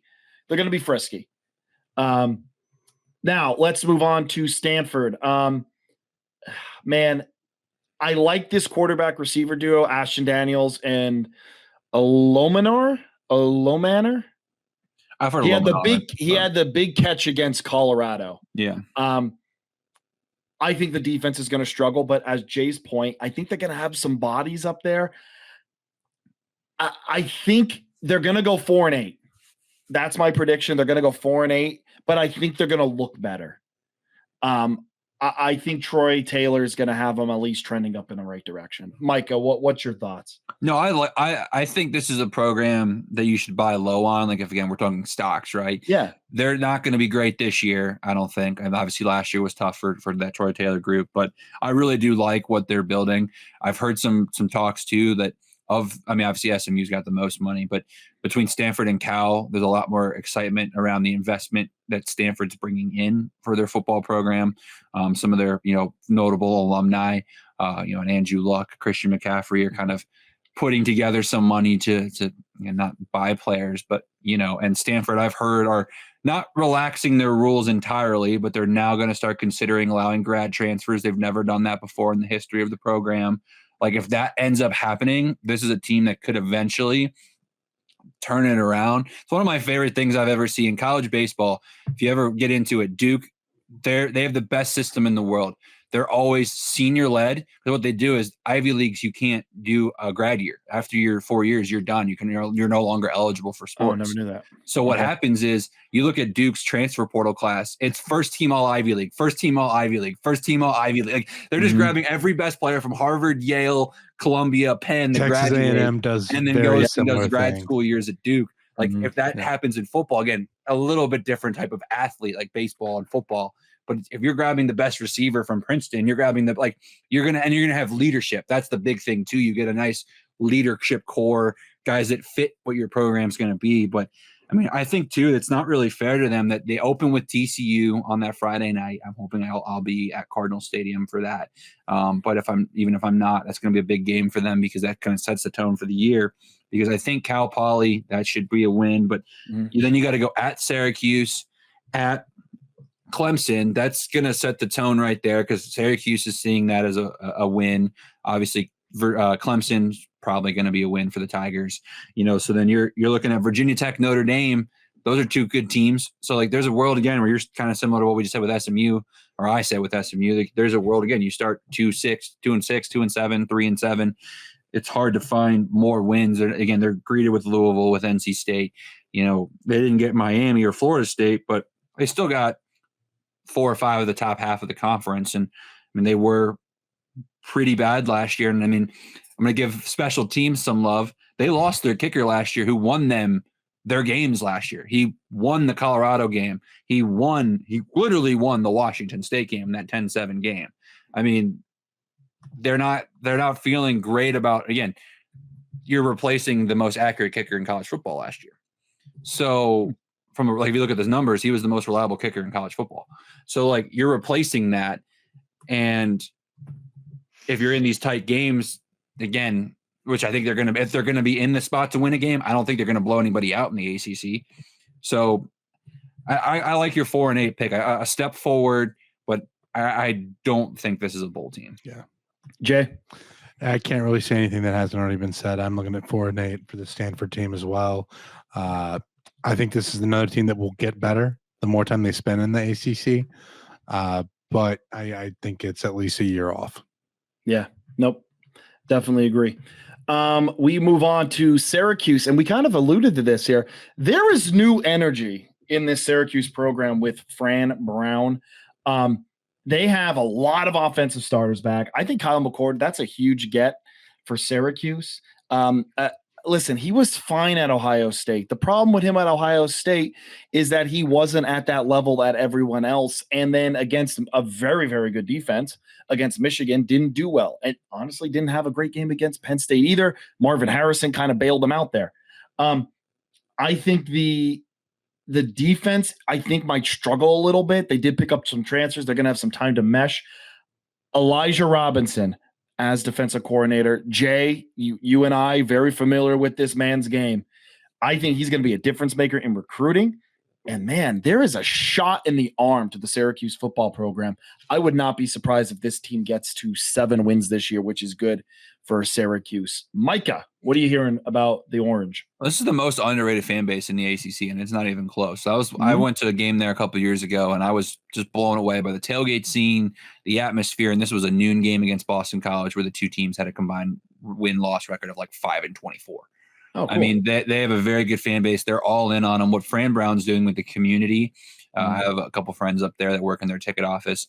He's constantly bothering the ticket office to go talk to the top donors. He hand-delivered the season tickets to the longest season ticket holder in the account systems for Syracuse. Like, he's got this community so rallied behind them. And people don't talk about upstate New York like that, but like Syracuse is a very loyal group because they're far enough from the Bronx that, like, yeah, they're Yankees and whatnot. They like their professional sports teams, but it really is a college town at the end of the day. I mean, there's a reason why the basketball games get 30,000. There's a reason why they lead the country in attendance for lacrosse, for anything that's like pretty much any sport they have, they lead the attendance in it. Part of the reason for the venue size, because they all play at the Carrier Dome or the JMA. It's the Carrier Dome. But, that was still my favorite fun fact. The Carrier Dome, that's an AC company that didn't have AC in the dome. When yes. But anyways, it's just kind of, I love the future of this program. And I agree with you. I think Kyle McCord is great. I think the nice thing is I actually really like Del Rio Wilson, the backup behind him.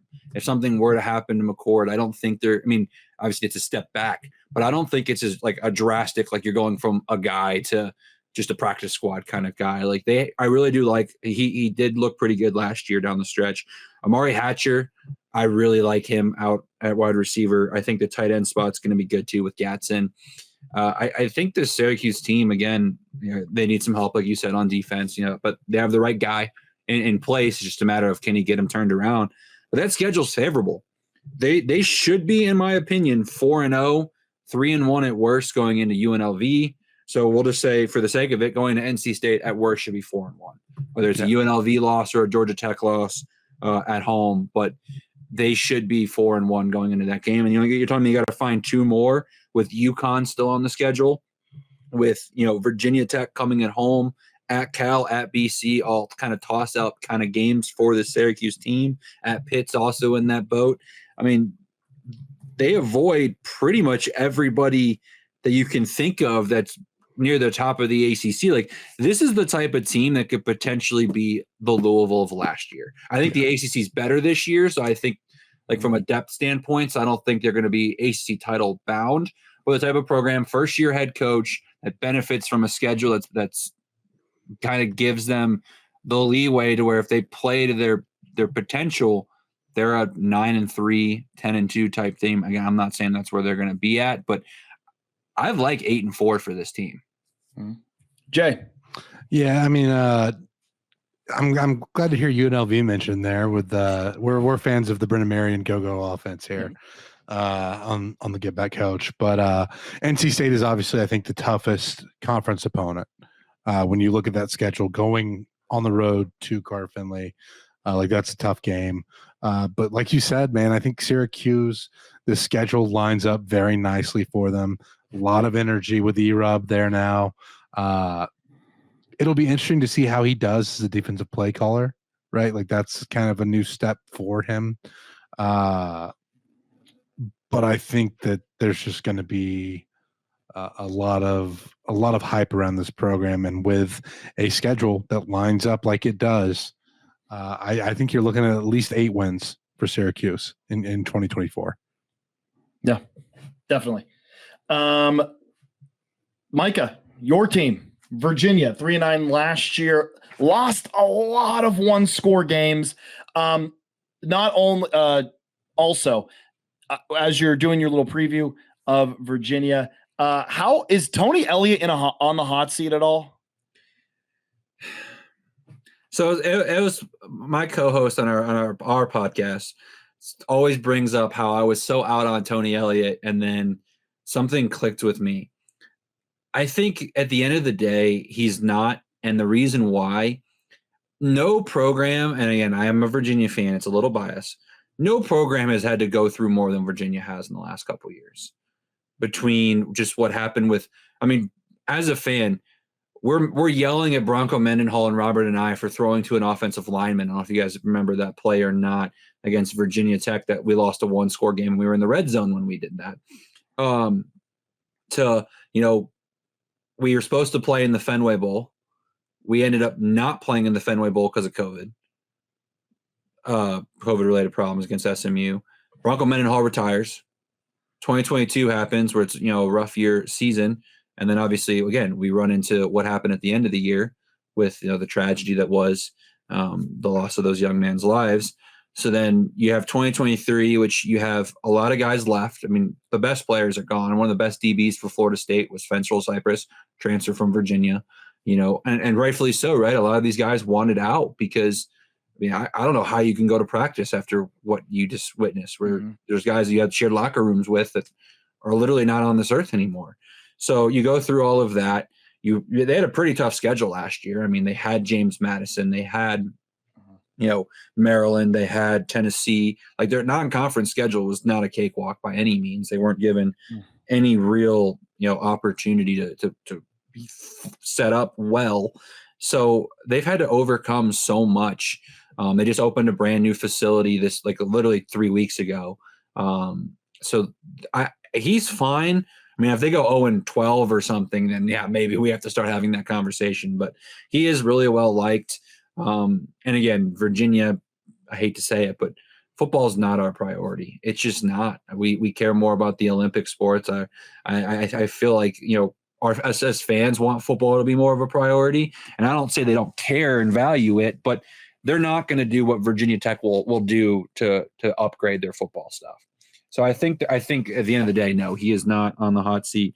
And I mean, I think Virginia could be a bowl team. And I'm normally a very pessimistic Virginia guy. My claim to fame was my first year of being a true psycho Virginia fan, or sicko, probably a better way to phrase it. My senior year of high school, I convinced my parents for my senior gift to let me use their car to go to every Virginia game. So I went to 11 of the 12. I missed one because I was getting recruited for lacrosse in college. So I went to a recruiting visit one of the weekends. I went to 11 of the 12 games. You went 2-10 that year. I watched Chad Kelly throw for 300 yards in the third and fourth quarter for Clemson in a 59-10 win against Virginia.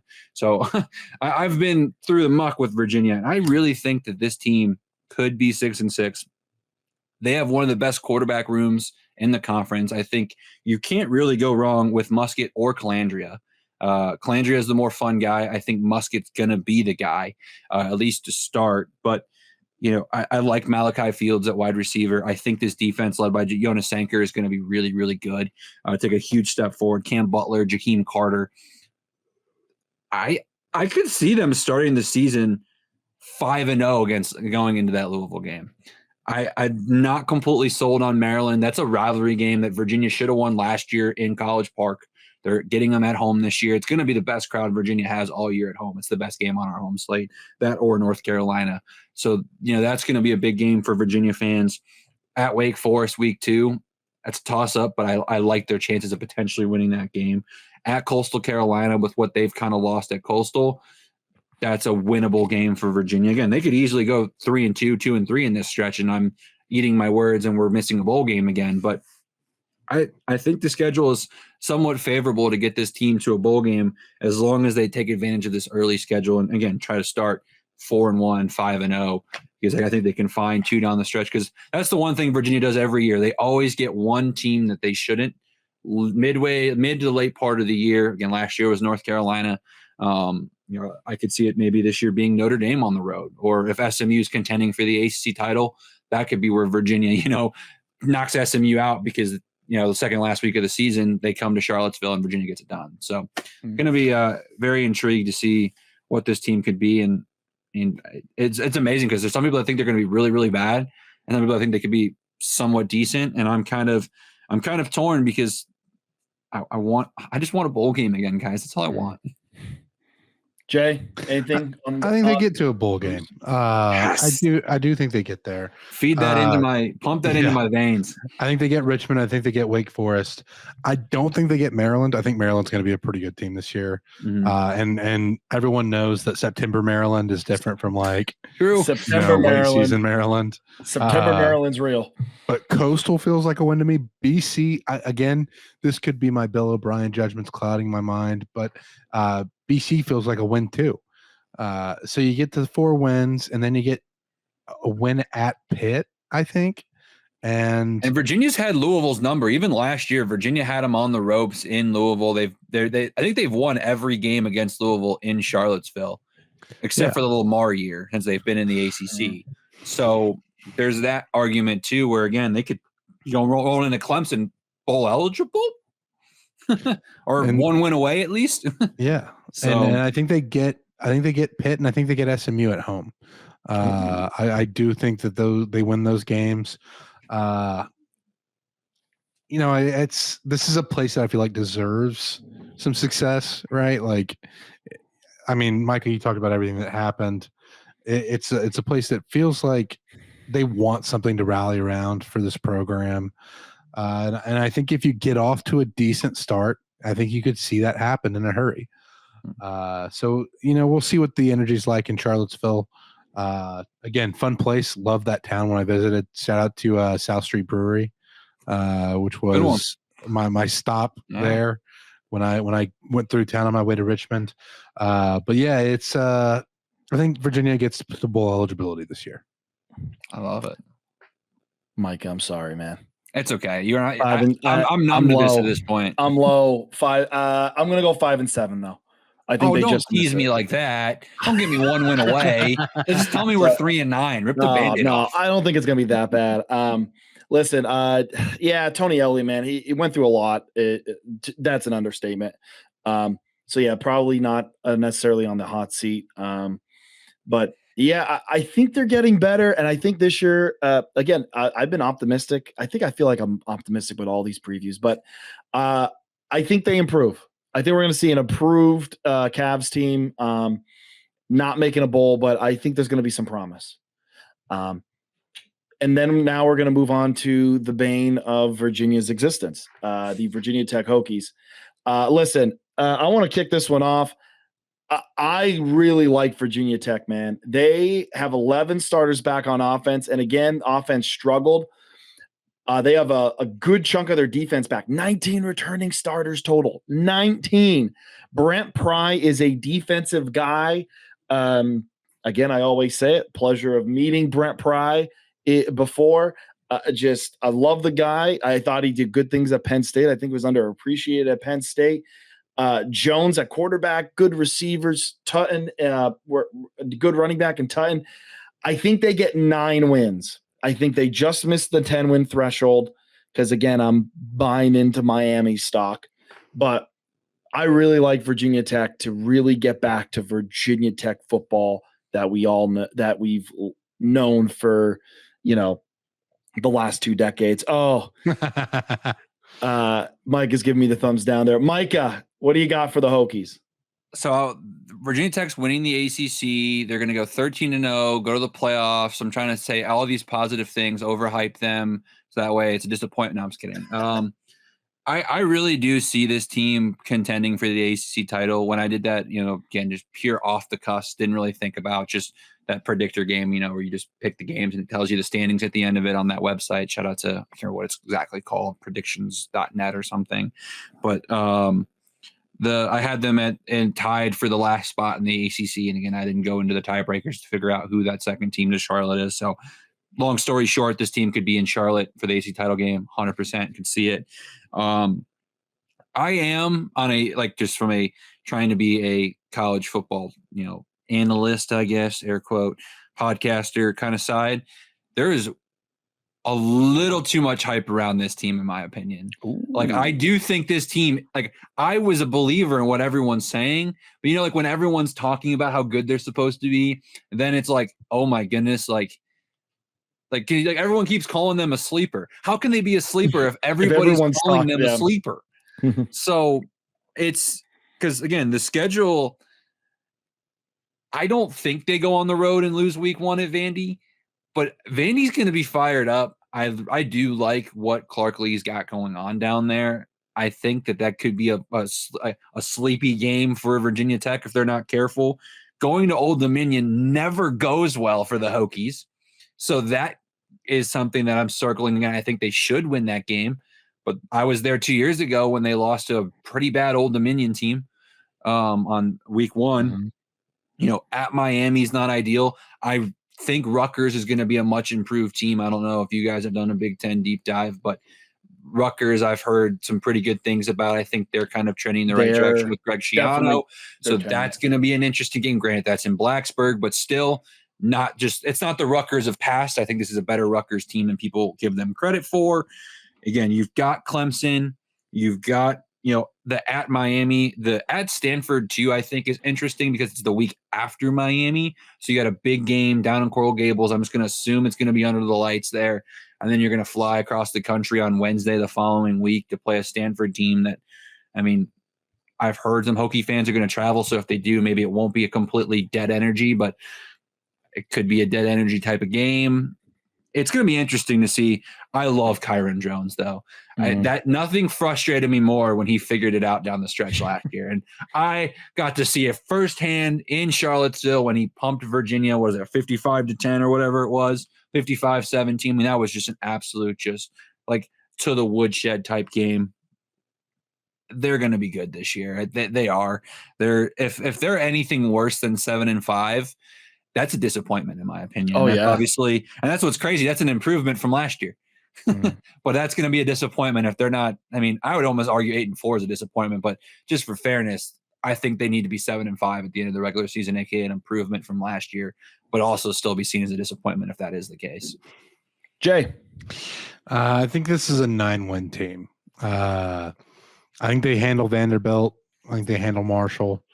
I think they handle Old Dominion. Rutgers is going to be an interesting one. I do think that this is, Micah, you said this isn't the team of the past for Rutgers. It is the team of the past, just a little further back in the Big East. Ray Rice days. Yeah, well, in the early Greg Schiano days. I think they win at Miami. I think this is going to be one of those games where the failure to manage games comes back to bite Mario Cristobal. And from there, it doesn't look like a super challenging schedule until you get to Clemson.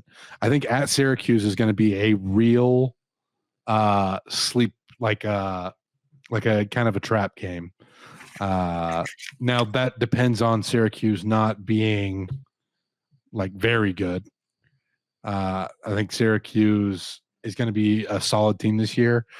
But, it's going to be something that they overlook in favor of Clemson. Mm-hmm. And I think that could easily be a trap game for the Hokies. But, man, I cannot wait to see Lane. If Virginia Tech is as good as I'm expecting them to be, I cannot wait to see Lane Stadium when Clemson comes to town on November 9th. I feel like that place is going to be just rocking in a way that it hasn't in a while. So that'll be a fun one. And then I think they win against Duke and Virginia to close out the season. Sorry. But how dare you want to go with the history of 16 of the last 17 years? Yeah. You crazy guy.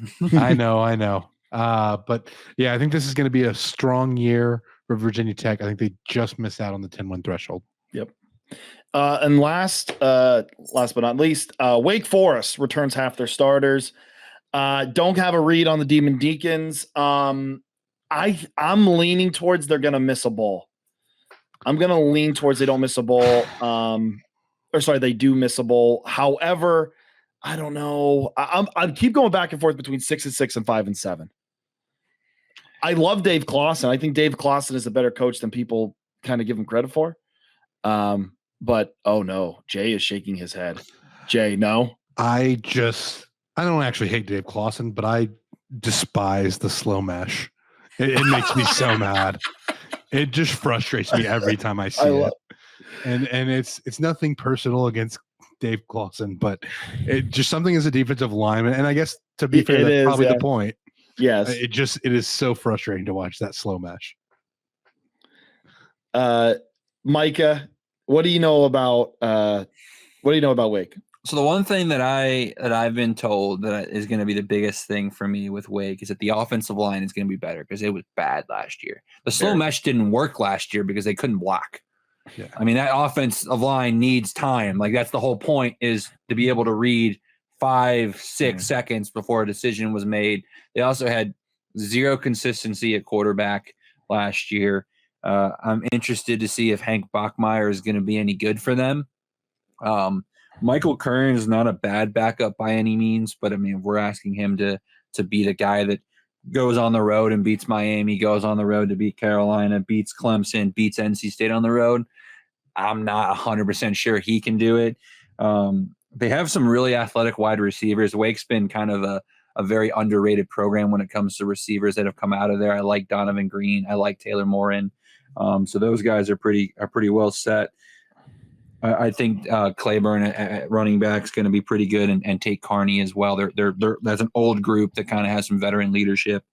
Defense isn't too bad, but I mean, I really don't know what to expect because last year I was so caught off guard with how bad they were because I just believed that Dave Clawson couldn't be that bad. Like it felt like the floor at Wake was 6-6 at this point with the way that program was firing because they just were able to catch teams off guard. They were able to, again, they had, I mean, Sam Hartman was a good quarterback and there's obviously but I mean, their quarterbacks were John Walford, Sam Hartman. Like they weren't the world's greatest quarterbacks. I'm talking about first, second round. It's not like a Drake May and Mitch Trubisky kind of thing at UNC. Like these are good quarterbacks, but they were great for the system. So it kind of felt like they could just, they felt, and the thing was too, we were told last year, they felt pretty good about the quarterback room kind of being able to just kind of fill that role. And then obviously, clearly that was not correct. Mm-hmm. So, and the schedule again is not favorable. I mean, we talked about the Virginia game. That's probably winnable, but I don't know much about Louisiana. I just know that normally they're a pretty good Sun Belt program. So if they continue that trend, that's not an easy win. Ole Miss is probably going to be a loss at home. That'd be hilarious. I would love nothing more than the slow mesh and Dave Clawson to beat Lane Kiffin. Talk about arrogant, just means less ACC Twitter. Oh man, Ole Miss fans. Well, I've been saving receipts all year about Wake stinks. Oh, it's going to be bad. But, again, Clemson, I mean, at UConn, I think UConn under Mora is not just a cakewalk. It's better. I mean, they're not good, but they're not the bad 2-10 UConns. So, and UConn they have a pretty good fan base, surprisingly enough. Like going on the road I don't think you can chalk that up as a guaranteed win for Wake. So they have a floor of 3-9, 4-8 again. So I'm going to say they miss because, I mean, again, I want to say that every AC team can go to a bowl game, but in realistic, it's probably only 12 max of the 17 can go. So I got to find 5 that aren't. So I guess Wake has to be one of those 5. Okay. And that concludes our wonderful ACC preview. Really quick, because we are running over 2 hours right now. Oops. Micah, you're going to play some vital information. Okay. These are quick, rapid fire questions. Okay. First word that comes to mind. First thing that man. comes. Yeah, it's not that one, Jay. It's the different one. It's the other one. It's the one where first favorites and things. Yes, but I mean, it's the same. Still concept. rapid fire. Yeah, still rapid fire. Okay, so first, state your team for everybody. We already did this, but state. I'm your a team. Virginia fan. Yes. There we go. First favorite player, not your favorite all time. The first player you're like, I love this guy. Kyron Jones. Okay. Right now in the ACC, right? Like No, all time. Like the first. Kid. Okay, that makes way more. I think you're gonna name a player. Like think of yourself as like 12 years old, and you're like, I love this player. Heath Miller. Oh, okay. There we go. There. Favorite player of all time. Vince Young. There we go. I love college Vince Young. I'm sorry. Oh, it's fair. It's fair. Favorite season as a fan. 2019, went to the Orange Bowl. I'm wearing the shirt. We did lose to Florida, but hey, we got 9 wins. Got to the ACC title game. Lost by 40, but we got there. So you got there. And we beat Virginia Tech. So I finally saw history. Yeah. So favorite uniform combo. Could be anybody. Doesn't have to be Virginia. This is going to be a hot take, and no one's going to like it. It's a tie. Wyoming or Louisiana Monroe. I love Wyoming. I love Wyoming. I love the mustard and the brown. I like it. I like it with like the crimson maroon thing that ULM has. I like their logos too and their helmets. Yeah. So I'm gonna go Wyoming or ULM. They're kind of like neck and neck. Wyoming's more the consistent classic, where ULM kind of throws some more wrinkles. Now, if you saw the new helmets they dropped with their fighter jet thing on the side, but ULM or Wyoming, I think, are my favorite. Those colors are so ugly. They're beautiful. Favorite win as a fan? Beating Virginia Tech 2019. Yep. Best tradition in sports, best tradition in college football. What do you think? Enter Sandman. Enter Sandman? That I've been to. I mean, I think the whiteout at Penn State could top it, but I've never been. So because I went to jump around for the first time when they played Penn State actually in 21. Yeah. And I thought it was the most overrated thing ever. Like, I didn't think it was that hype. I thought Buttercup Baby was cooler that they did in the fourth quarter, personally. Who did we have?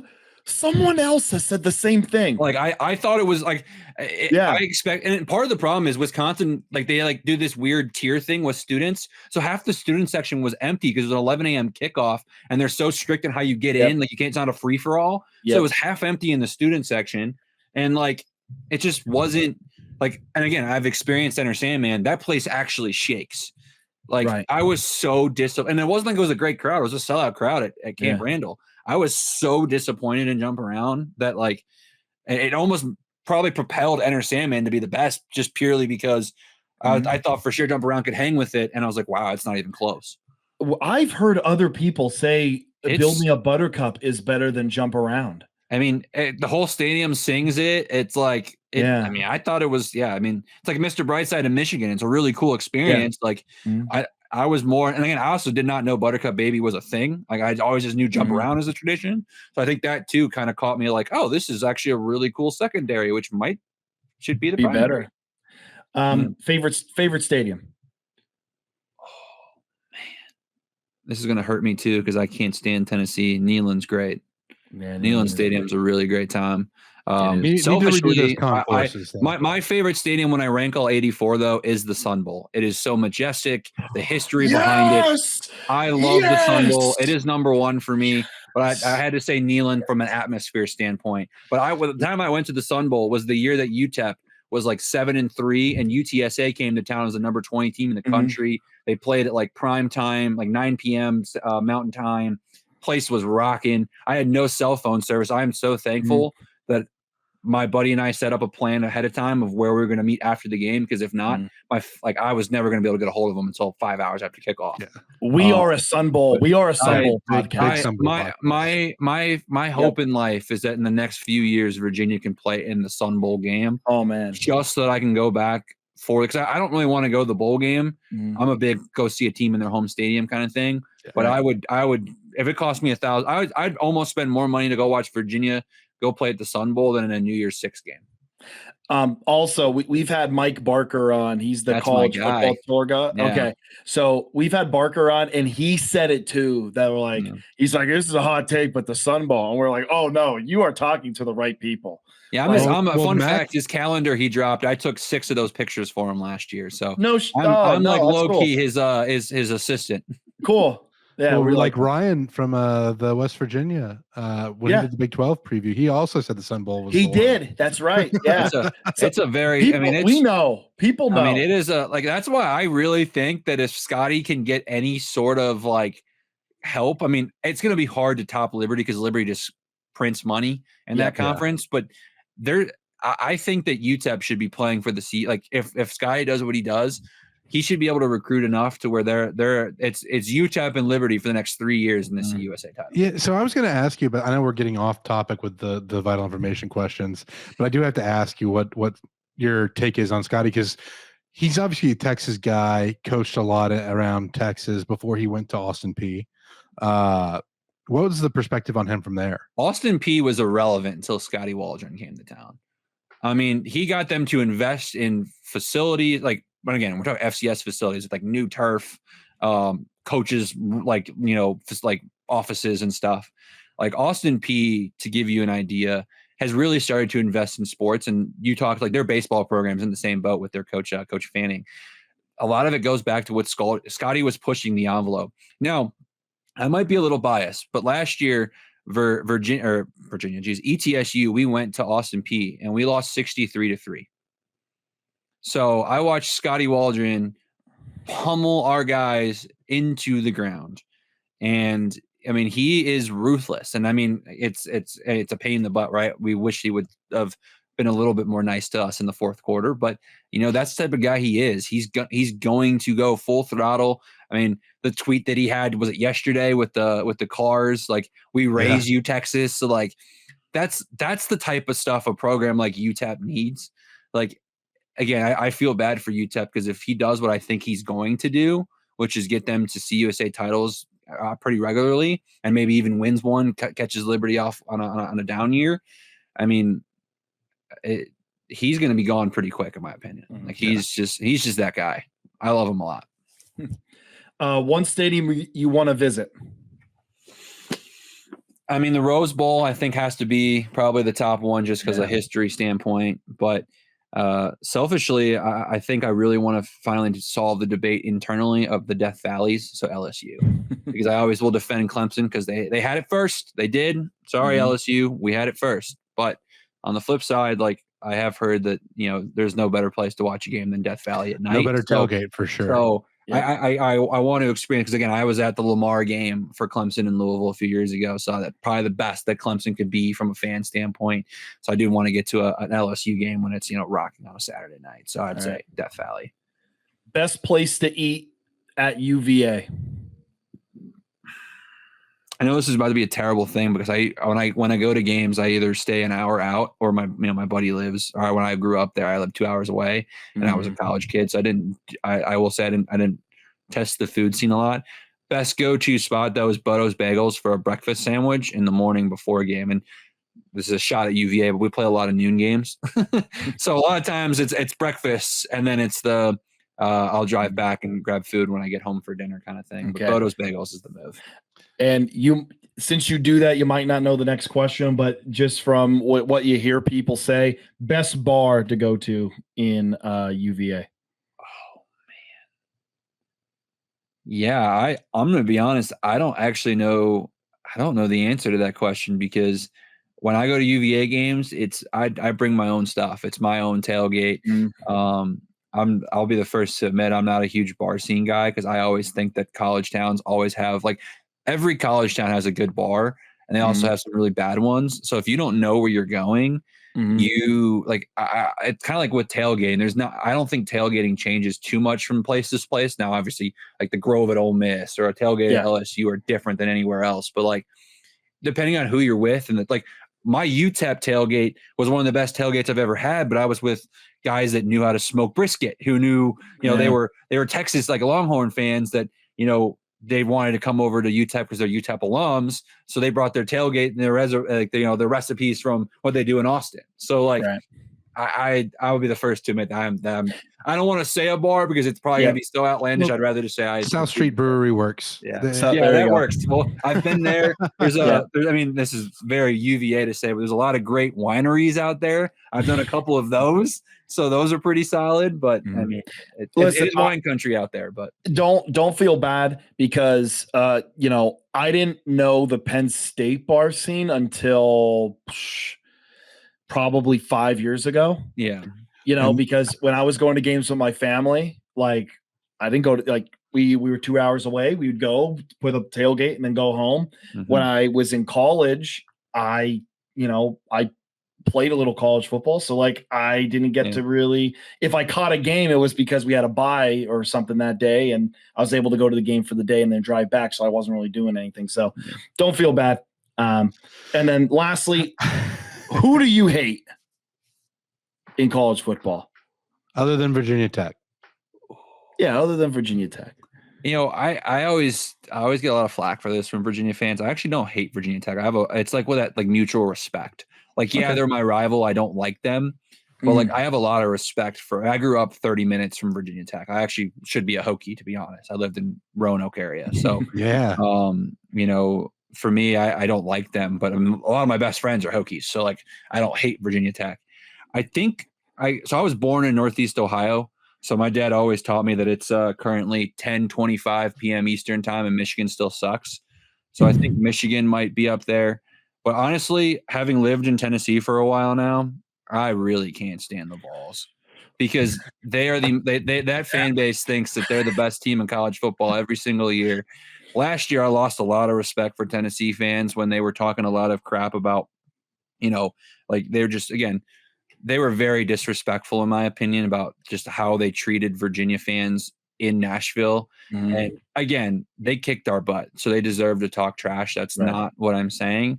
But considering what that game was for us as Virginia fans, we didn't care about the wins or losses. We were just happy to see our football team on the field again. Right. So it kind of set me off. And again, the Alabama win was great. I mean, the fans are fantastic from a loyalty standpoint. I'll give them that. Mm-hmm. But man, they drive me up a wall because they just, they talk and they talk and they talk and they talk and they talk. And the one time I went and supported them, I took my girlfriend to the Georgia game when it was 1-1, depending on which poll you looked at. And I watched Tennessee get their butt kicked and fans were leaving early. And I was like, what was all this talk? Mm-hmm. So for me, I think Tennessee might be my biggest rival that isn't actually a Virginia rival. I'm completely okay with that. That's and another Penn State school. No, I'm just kidding. Tennessee. I'm not a huge. When I went there, they were pretty good to me. I went as a neutral. Yeah, but online fan base is out of their minds. I said Neyland was one of the best stadiums. They have. I went one of my favorite games I ever went to was the Baker game when Baker was at OU and they won in overtime there in Knoxville. That was. One of the best atmospheres of all time. And again, I work with a lot of people that are Tennessee alum, Tennessee fans, my neighbors. When you drive town, it's just Tennessee orange. It's been cool. They won the baseball national title. And I don't think it was cool. A big ad. Yeah. Right.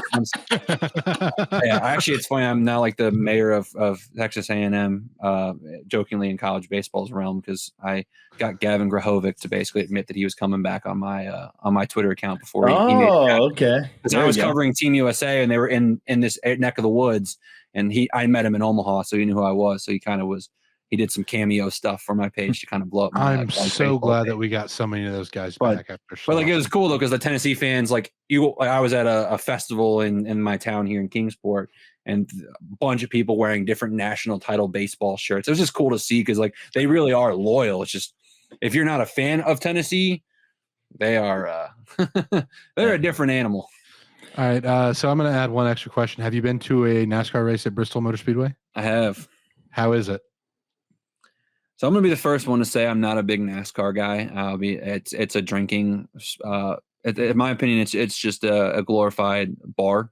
I need to drink and drink and drink to enjoy it. That being said, that venue, the size of it, just the pure history of it. Mm-hmm. Every time I go there, because we do a lot of stuff, for my full-time job, we do our networking for kids that want to work in sports and stuff there every year. Every time I go there, I get goosebumps.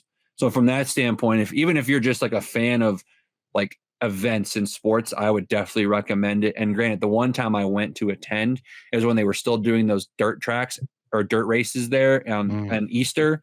And I've heard that is just not, I mean, again, it was 70% full. It wasn't the big race, right? It wasn't the fall one night race. Yeah.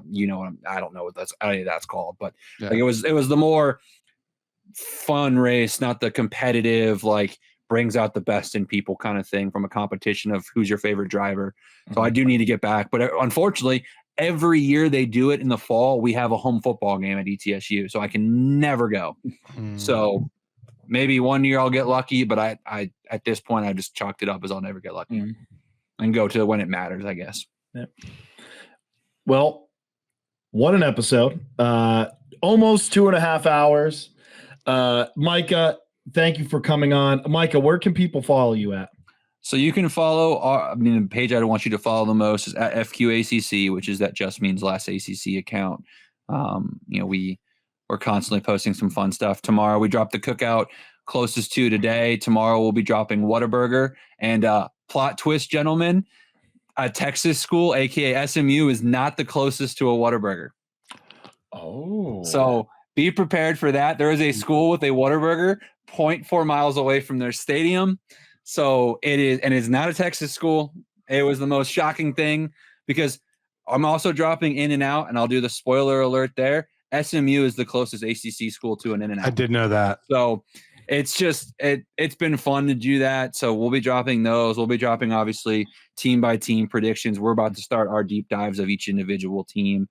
We're going to record our dream college football road trip that Athlon Sports does. We've been doing it since 2020. I think that's when they started. I guess ever heard the Eyes On Big podcast, but they do it too.